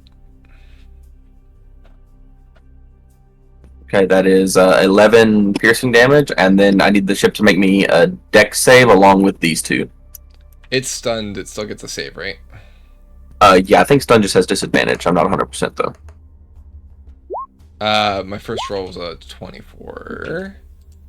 Second roll, 22. Oh, it automatically fails, actually. Okay, auto. Yeah, that's what I thought. I took your word for it though. Auto fails, so 5 radiant, doubled if they're vulnerable to 10. it's not. Good little creatures, so are they? Okay. Thank you, by the way. Yep. Jordan already went. It's the Shadow Demon's turn. Shadow Demon, I don't think can move far enough. Aren't they both stunned? Yeah, they're stunned until the end of the one that Bilton's. Jordan has. There's another one? Yeah, it's up here. Oh, the one That one. Jordan's controlling. Yeah, I forgot about that Oh, one. that buddy. 4, 5. Sorry, bro. Forgot about you immediately. So it's gonna stop here.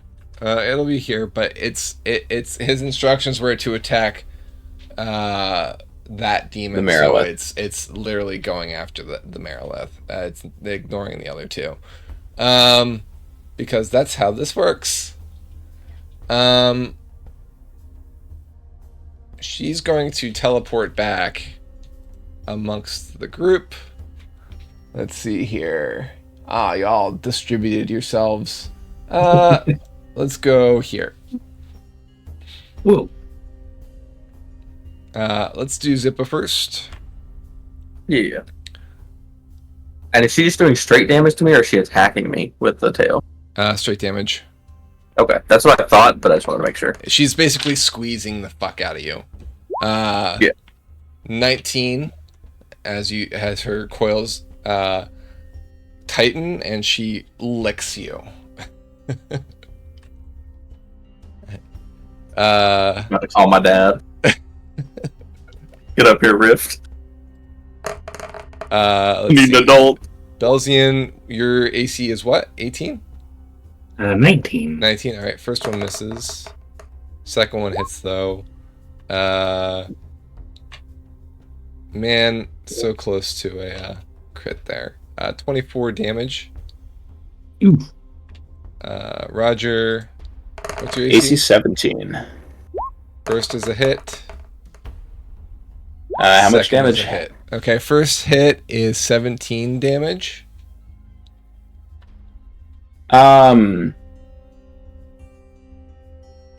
Let's see. We've seen it go as low as 15, but as high as 24. 17 is probably about average. Because we round down, I guess I'll uncanny dodge this one. No, I'm gonna take 17 and see if the next one hits for more. 20 for the second one. All right, I'll have the second one and take 10. Okay, so 27 altogether. How you looking? I'm at 30 Oof. out of 100. I will be drinking a potion on my turn. Okay. Yarvik. It's Rudder's turn. Right. You skipped it. Oh, did I? Yeah, you're right. Sorry. That's right. I went. So I teleported. That was 2 attacks for each. You do still have maybe movement and I do maybe have more plenty of attacks. movement, yeah. Let's go after the final archer. A attack of opportunity for both of you. Yes. I do not get one for a variety of reasons. But Yeah, you don't have reaction, right? And I also am not holding a melee weapon. I'm holding my bow. Yeah. Belzian. I'll give a good old football headbutt. Okay. 21. Yeah, that's a hit. 6. Cool. All right. Gonna give you the good one too here. Yarvik. What's your AC? 17. Okay, I hit with both. You take 39 points of damage. How you doing?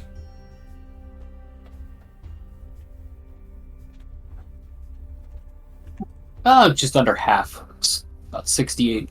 Okay. 68 left. I too will probably be drinking a potion this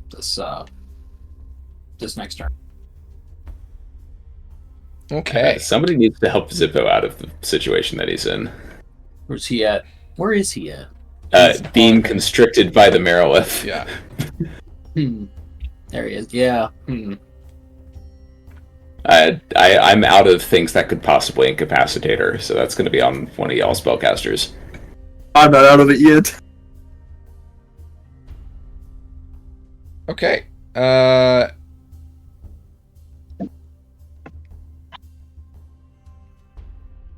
Roger, your turn.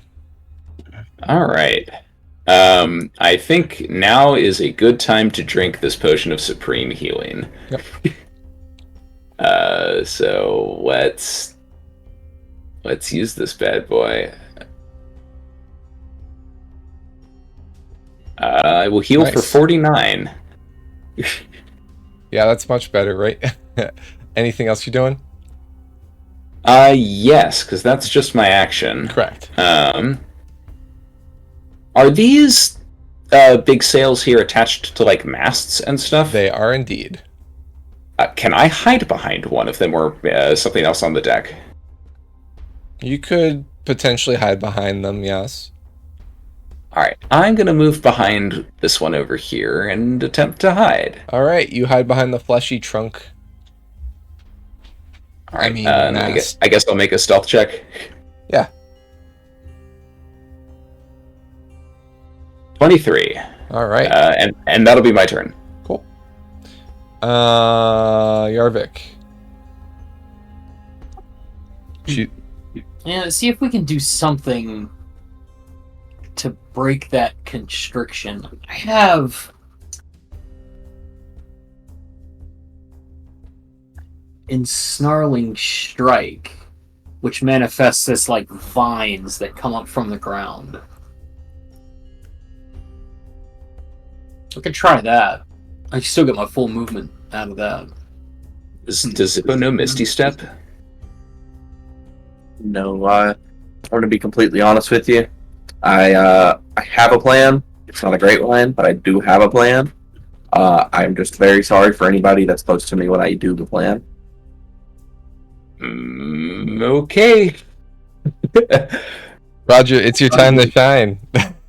I am over here. I know, but recovering. you specifically took something just for something like this. Hmm. But I don't think If Zippo you- is oh. communicating this, so. I kind of see him getting angry, and I don't really want to be here. Oh, it's worse than I thought it was. If you've got a plan, you're on your own, brother. I mean, you were talking about healing anyway, right? I'm gonna. Oh well, it's gonna hit everybody. It's gonna hit everybody anyway. It's a race against time and Zippo. Yeah, I'm gonna run and heal. Zippo, as long as you don't hit Rift. I think we're far enough up that I won't hit Rift. What's the diameter? 60-foot radius around me. You're gonna hit Rift. Motherfucker, we're on the ground. Oh, You that's son of right, a we're chip. on the ground. I forgot about Blow up Rift. Please don't blow up Rift. Save your death throws for so after we have won. Yarvik, there's a few things you can do. You can run further on the deck, or you can go underneath through that passage if you'd like.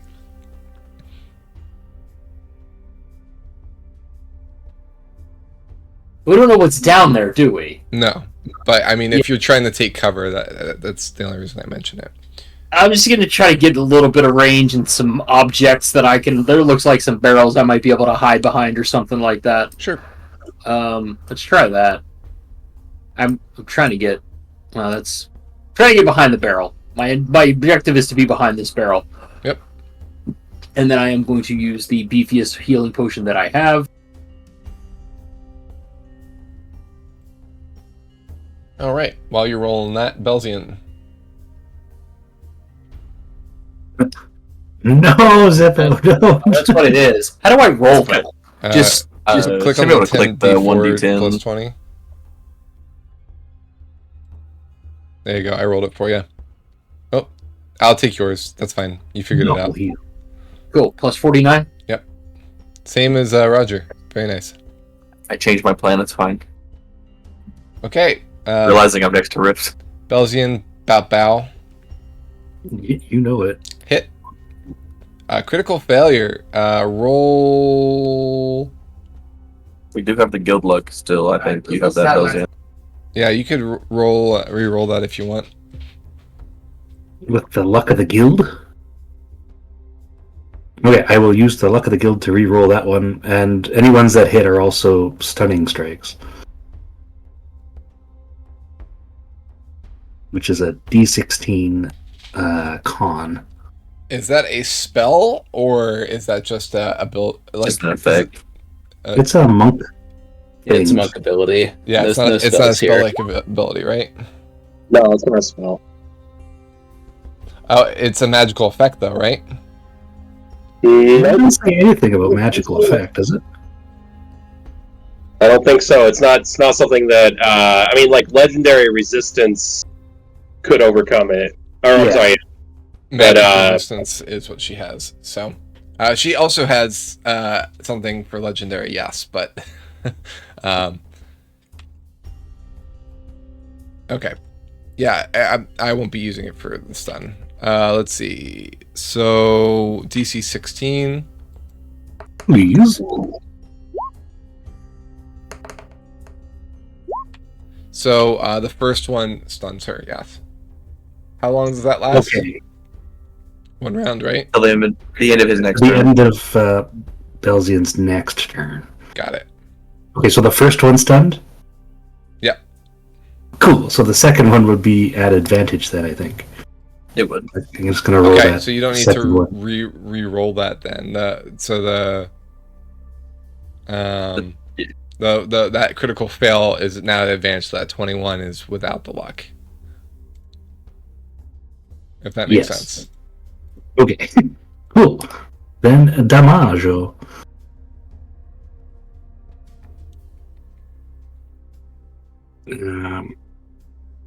Yes. 21 bludgeoning damage. And as a bonus, of course, our favorite thing, Flurry of Blows. Sorry, could I ask a question? Just, I'm sorry for bringing this up now. What is up? Did he succeed on the sling strike? Yeah, the first one did, yeah. Okay. Because you hit twice, right? Yeah. So you can use that as many times as you like. There's no sling strike is one of the more broken features. There's no limit except for your key points. Yes, but I don't know if stunning something that's already stunned is going to be helpful. Oh, I'm sorry. I thought you said she succeeded. My apologies. No, she failed. She failed on Okay. the first one. He succeeded. But yes, I see what you He mean. succeeded. Yeah. Okay. Then you would have also had advantage on the second Yeah. and third attack. Yep. Okay. Yeah, we're there. Cool. Yeah. I'm going to put advantage on the flurry of blows. And Ulrich did speak of the legendary Stunlock in a different episode. So the first attack hit. The second attack, that was the critical fail, hit. The third attack hit. The last attack, which was the 9 and the 12, failed. Well, the 9 and the 12 are the damage from the first hit. Oh, fair. Okay. So these other two are 23 and 20 are the other two hits. Got it. Yeah, all right. Those are the flurry of blows. So 26 more damage. Awesome. So 26 plus the 21 is 47. She is reeling as she is stunned from the attack. I would say that because she's stunned, Zippo, you are no longer being grappled. She can't upkeep the grapple there. Yay! Huzzah! Stun. And yeah, that's Belzion's turn. Ulrich. Sorry about putting my nose in there. Ulrich will come over here and attack twice. Well, first at advantage. Let's see if I can crit. Nope. Let's do the second attack. Okay, so both are going to hit. Mm-hmm. And we'll do... Okay. 6 plus 2 radiant for the first hit, and I'm going to throw smites on that, but I'll roll those separate. And 8 plus 8 for the second hit, and again, I'll throw smites on that. And those smites are going to come to a total of 9d8.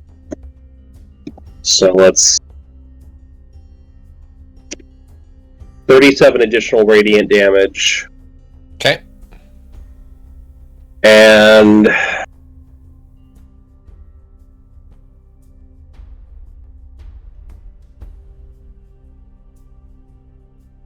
that will make an attack. And you're smiting her with what here? Your javelin? My javelin, which does 8 piercing and 8 radiant on one attack, 6 piercing and 2 radiant on another, and then an additional 37 between the two of them. Cool. 61, I think, if I did my math right. All right. Yep. So, Shade, how'd you like to do this? As soon as Zippo is out of her... You know what? Since this is strictly narrative, as soon as Zippo is out of her arms, Ulrich runs over there. And I would like to stab and then essentially throw the javelin over to Zippo and grab Zippo and swing him and the javelin into her face. Does that make sense? I mean, just for some flavor. So you're attacking her with Zippo? I mean, kind of. Like using. I just want to kind of like alley-oop this sort of. As in, like Zippo's kind of on board for the swing. Yeah, kind of. Okay, yeah. like you're bringing him on so that like the force of the plunge, as you like plunge it into her, he's involved in the final blow. Yeah. Got it. Okay, so you take the javelin and you shove it into her, and it pierces through and actually snatches at 2 further coils, kind of kebabbing her. And Zippo, you kind of, with the help of Ulrich, you can put in your own flavor here if you'd like, of if you want to like cast a spell or something, as we are kind of breaking combat turns a little bit, but like you're the next person in the combat turn, so that you, what is there something that you would do to kind of assist in this final push to slay your former master? Zippo has been saving the spell slot for whenever he thought she was low enough. So he would, because ironically enough, I was going to cast it on her where she failed the dex save automatically. I was going to disintegrate her. Okay. So is that what you're going to do? I would love to. That's exactly what she tried to do to you earlier. So, and that comes to mind as you send the beam at her, and you're like, oh, that's what she was trying to do. So in a sense, you're kind of, in one way, becoming a little bit of her in that process. As you kind of stick your finger into the mouth that she licked you with earlier and disintegrate her. 2 things fall to the floor, in addition to the 6 swords that she is hefting. A ring falls from where her finger was. It glimmers in the light of the abyss, and from the coils of her clothing and armor drops what seems to be an orb. This one red and glowing, an evil reddish glow. The 2 shadow demons, Zippo, do you do any movements after the disintegrate? Yeah, if I saw those items, Yeah. Zippo would definitely grab the orb. Okay. And the ring if possible, just because they're both shiny. Sure. And then he would have the dragon just breath attack him, Okay. and the ship trying to continue his little rancor. Let's see. The 2 shadow demons. Yeah, give me an attack roll for those 2. We won't roll for the ship just because we won't need to necessarily. They just make dex saves. Okay. That's the wrong. 1 fails, 1 succeeds. How much damage? The one that failed takes 16 radiant double, or that's after doubling. The one that succeeded takes 8 after reducing then doubling. Okay, 1 goes down. The other one is still up, but just for narrative purposes, gonna make this one go away. And then the other one flies off away from the ship. Your dragon gets an additional attack of opportunity, but does not get enough to kill it. It still has 43 health. The other one, seeing that the Merilith is gone, also follows suit and flies off. Since it's an ally, the dragon doesn't attack it, and it flies off with the shadow demon.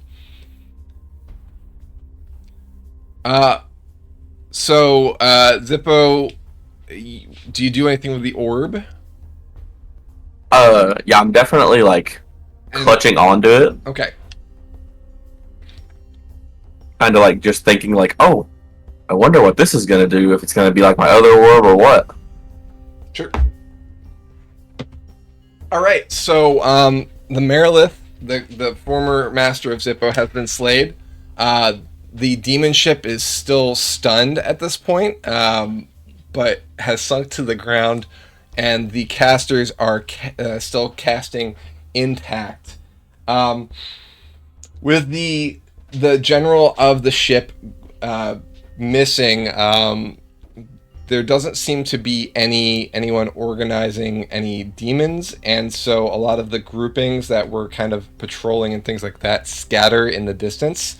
You can see them kind of scatter away from the ship in fear.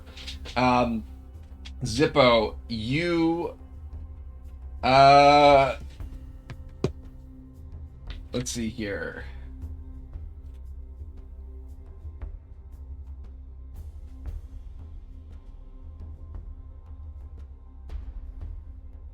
Okay, I need you to make a will save, please.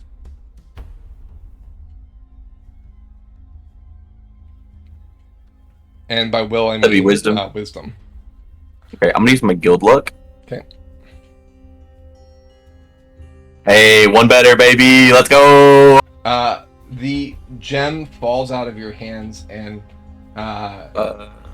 you concentrate on it, and you just like it comes out of your hand, like you can't hold on to it. Okay.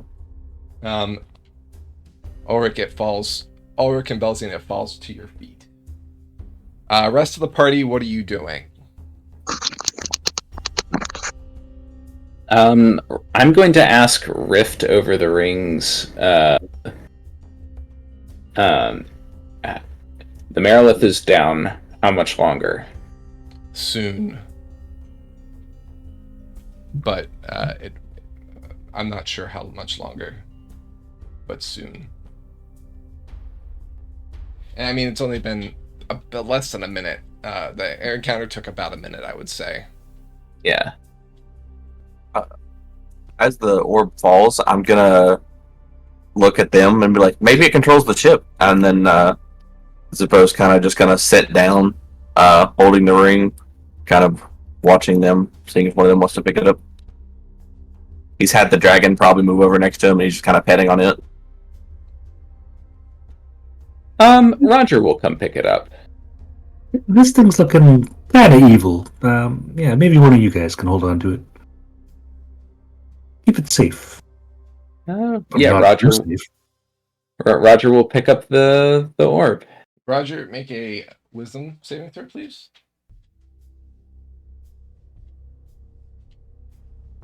16. All right.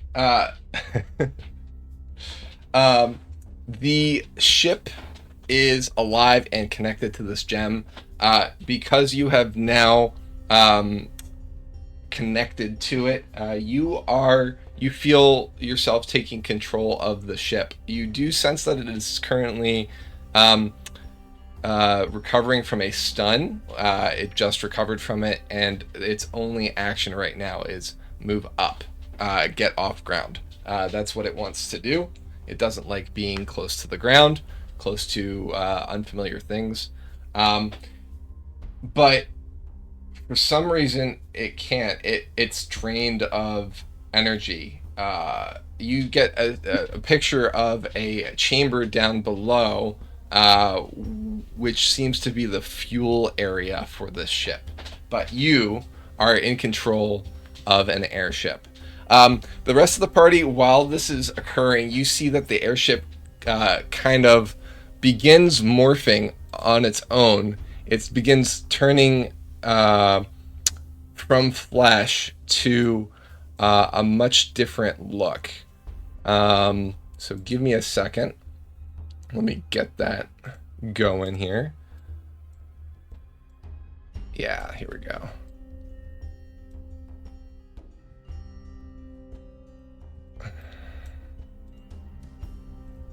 So go to tokens, ungroup. Go ahead. What sort of fuel do we think a demon airship consumes?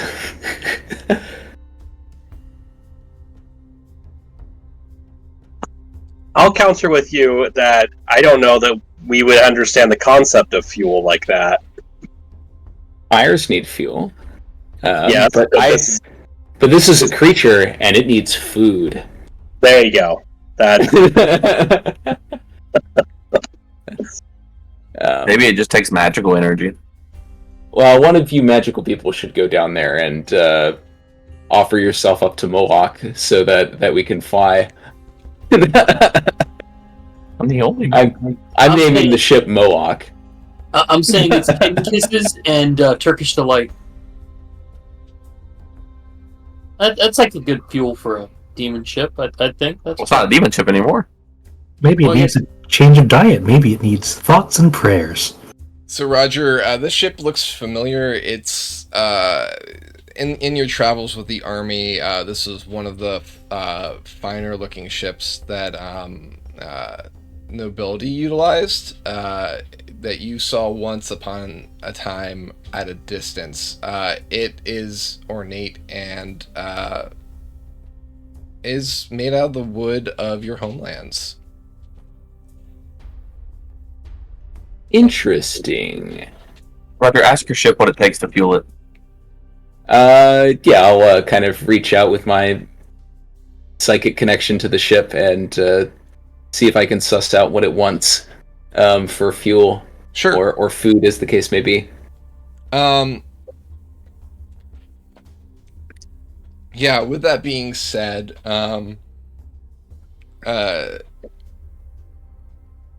it says that it needs souls. Of course. It consumes souls for energy. Any living soul will do. You know that it can use demons. It can use any living creature. But it will drain them of with negative energy to utilize. You see the chamber again in your mind, and you see that there are shackles to keep people in, or keep beings in that chamber while it drains them. You also get the sense that should you have still had the chains would be able to grapple people and bring them into that room. Fortunately, 2 chains never hit one person, or that would have been the destination of your party. Do you feel like the draconic spirit would count for that?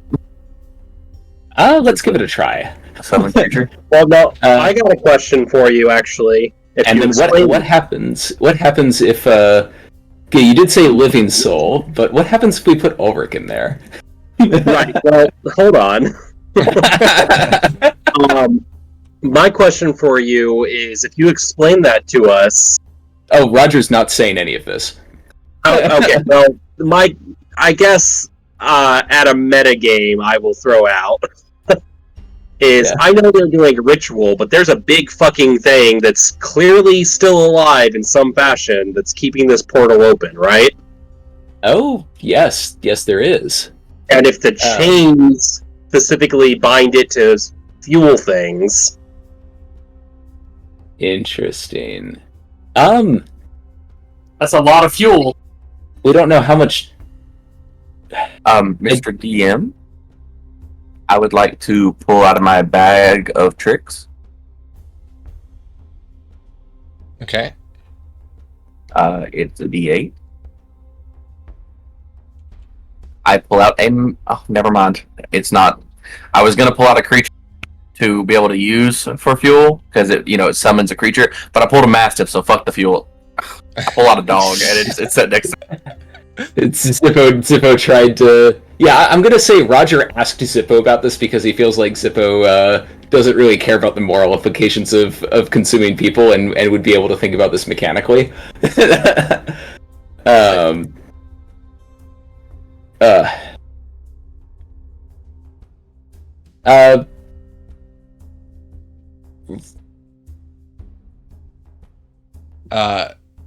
Riff says it's a matter of seconds. If you're getting that ship going, do it quickly. Ulrich, get in the chamber. I can summon 2 more. Hold on. Ulrich, I mean, I pull out a rat and an owl as well. So I'll throw those 2 in there and the draconic spirit. So I guess at this point, are you leading everyone down to the chamber, Amethyst, just to get everyone down there? Like, yeah, I think we'll lead the group down to the chamber, And say, yeah, I believe to the ship there's some sort of fuel source it needs. Let's go down to the chamber. Okay. And when we get there, be like, it's people. Alright, well, let's see if I can go. Let's see if you count as people in the ship's eye, Ulrich. Let's do it. So what you're saying here is, you're going to sacrifice Ulrich for the ship to drain, Yeah. and Ulrich's willing to do that. I think if this ship appears to be our only way safely out, is that what we're gathering for this? Yeah, Rift was saying we have seconds. Right. In which case, yes, Ulrich, with his last shred of humanity, would attempt to do this. Okay. While this is happening, Jordan begins kind of solemnly stepping into the chamber himself and saying, "Ulrich, I've got this." Oh, Um, that doesn't make any sense. Are you gonna push him out of the way and do it yourself? Absolutely. Okay. Okay, so a few things happen while this is going on. You hear a loud crack and a shudder from outside as this is happening. Presumably, the tear is being affected. Does anybody go up to check that out, or are we all staying in this spot at this moment? Oh yeah, Zippo would definitely go up there, and seeing that Ulrich's going in, he has no reason to give up the Draconic Spirit. He'll leave the owl and the rat down there, but he'll go up with the Draconic Spirit and see what's happening. Okay. Roger will kind of gesture for Jordan to go up as well. Okay. You're not allowed to leave Zippo behind again. He kind of looks between you and Ulrich, and he says, "Fuck." And he says, "I hope to see you again, brother." And he runs upstairs after Zippo. That's to you, Ulrich. Yep. Ulrich, as you hear that cracking sound, you step forward, and just before you reach the chamber, you go unconscious for the third time.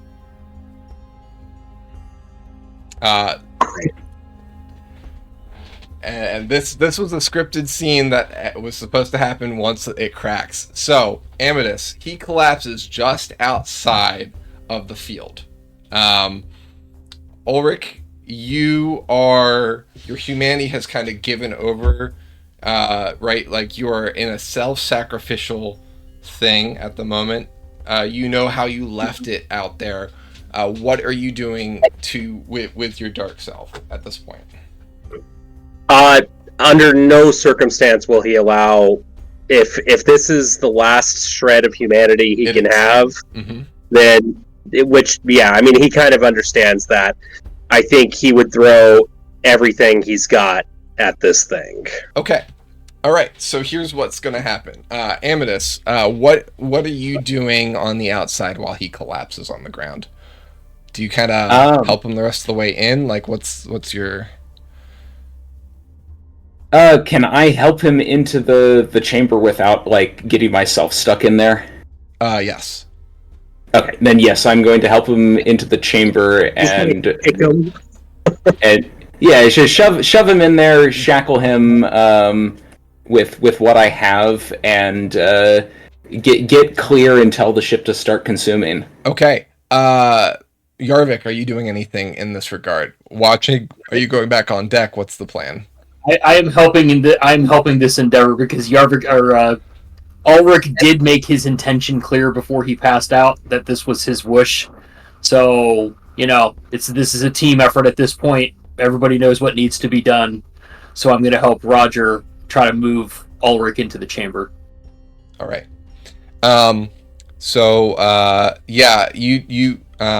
You kind of prevent the ship from consuming until you're both out of there, and then you give it the word, and it begins to drain Ulrich's lifeless corpse. Ulrich, I'm gonna leave you be for now, as you fight your dark self and keep it from getting control while you were being siphoned. But you do feel the experiences, the levels that you've gained in this campaign start to drain from you. And with it, some of the memories that they're in. Going back to the party, those on deck, you see that the gate has begun collapsing. And by gate, I mean like the body that supported it. It is now just an open, sputtering space in the universe. You can see flashes of it kind of like getting wider and then smaller and even wider as it's starting to like break itself apart. It's time to go. You see, those of you on the top of the ship see the casters running into the tear from the ground. The Rifts has scooped up members of that group and is flying through the portal and disappears. One by one around you, you see demons appearing, popping into existence left, right, center, above, below the ship, all very disoriented, some injured, some mid-combat, and begin attacking each other. Amethyst, at this point, you've gotten Ulrich in. Yarvik, you've gotten Ulrich in. Do you leave the bowels of the ship to come back to the top to guide it out? I've got command of the ship, so I kind of have to. Yep. I'm gonna look at Yarvik and Belzian and say, make sure he doesn't get out. He's our ticket out of here. Yarvik, Godspeed. Yarvik, as you're leaving the field, before the ship starts to siphon fully, the arrows and the bow say, "Us too, Yarvik." Sure, boys? Yeah. All right. It's been a hell of an adventure, guys. And Yarvik puts them in the chamber with Ulrich, kind of tucks him in the corner there, and puts the quiver in there too, and turns around and he's got his sword, so that's the only thing he can use to make sure everybody stays in there. Okay. And he's just gonna, man his post until. Okay. Yeah. Cool. So everybody up on the surface. Roger, you start bringing the ship around and pointing. It's slowly getting power, but suddenly it seems to have a boost of energy, as if more souls have been added to the pile. You, at this point, aren't sure what happened, but you get the sinking feeling that Yarvik has sacrificed himself as well. But all you can do at this point is use what you got, and you begin lifting the ship and turning it around. It becomes faster and less sluggish as the energy returns to the ship, and it begins approaching the gate. Behind you, the final demon appears.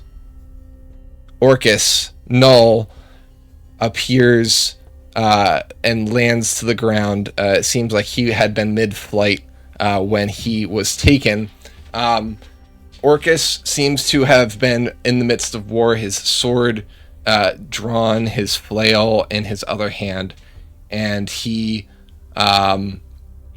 spots the ship immediately and screams in rage.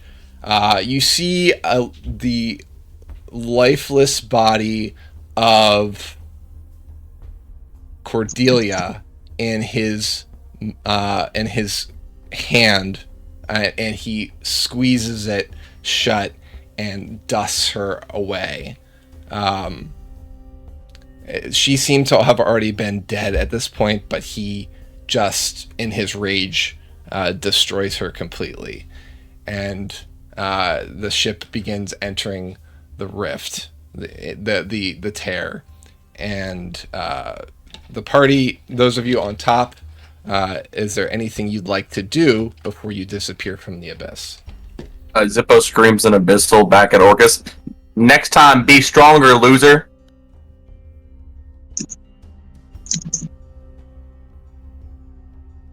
Anyone else? Roger will quietly pay his respects to Orcus in the actual resting place of his body here on the ship, rather than end in the abyss before we make it back to Renovar. Did you say Orcus? Pay his respects to Orcus? Ulrich. Okay, Ulrich, got it. Ulrich. No, not to Orcus. Got it. Yeah. We'll be flipping the bird to Orcus.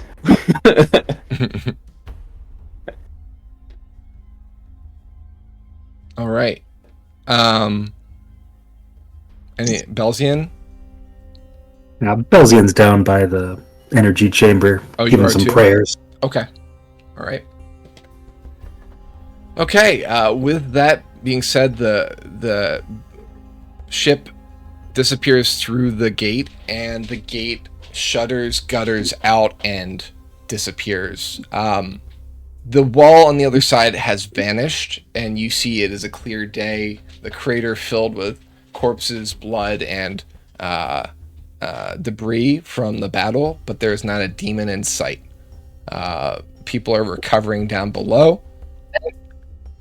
And inside the ship, Yarvik, you see as the ship passed through the gate and used the energy to speed forward, you see that the bow and the 3 arrows start to change form. They lift up. They change into naked young men before they disintegrate into a flash of light as they are absorbed by the ship. Ulrich, on the other hand, seems to be growing younger and more haggard as he also seems to be consumed by the ship. Ulrich, you open your eyes for a moment, having won the day.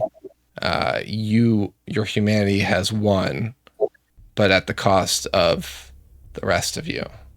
And you see Belzian and Yarvik.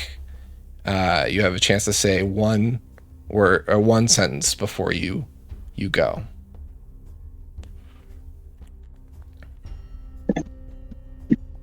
I have a chance to say a sentence? You do.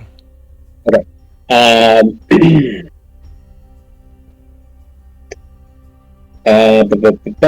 I would say Ulrich would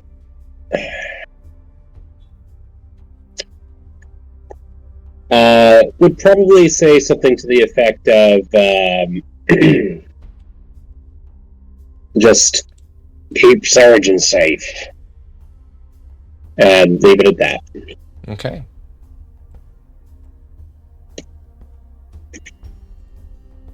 And he fades away too.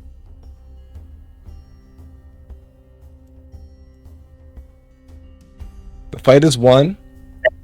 The gate is closed. Congratulations. You have given Revenar another day. And many more to follow. And that's where we are going to end the session for this campaign. Hey, let's go. Not Sorry to throw you under the bus there, Ulrich. No, I mean, that was the smart thing to be doing. I was fully prepared if I discovered what was happening, of course, as I picked up the orb, but I was like, all right, this ship has got to be powered by something awful. if somebody has to go in, I'll say, Roger will offer to go in together with Ulrich, but then I ended up in control of the ship. I'm like, shit. Well, I can't do that now. Yeah, I won't think of that yet anyway. I saw 2 outcomes to the end of this. This is definitely not the one I expected. This is a 3rd outcome. So, Wait.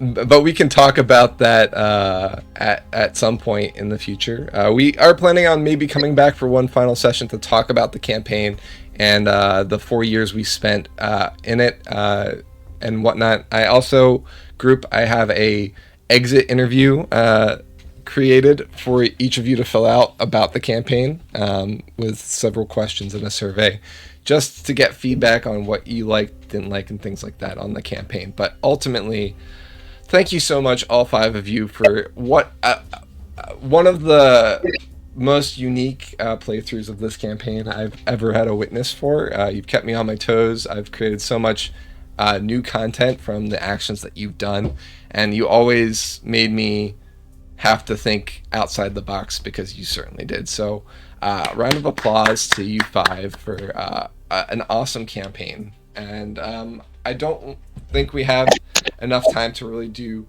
too much debriefing tonight, so we'll save that for our concluding session, which will be session I guess Z, right? But as always, thank you everyone out there for watching, whether you started from the beginning or came in at some point during the campaign, or if you're watching this on YouTube after the campaign's concluded. We all appreciate you, and thanks for being along for the ride.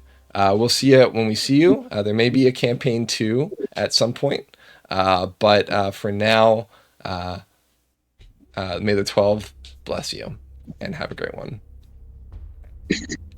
Huzzah!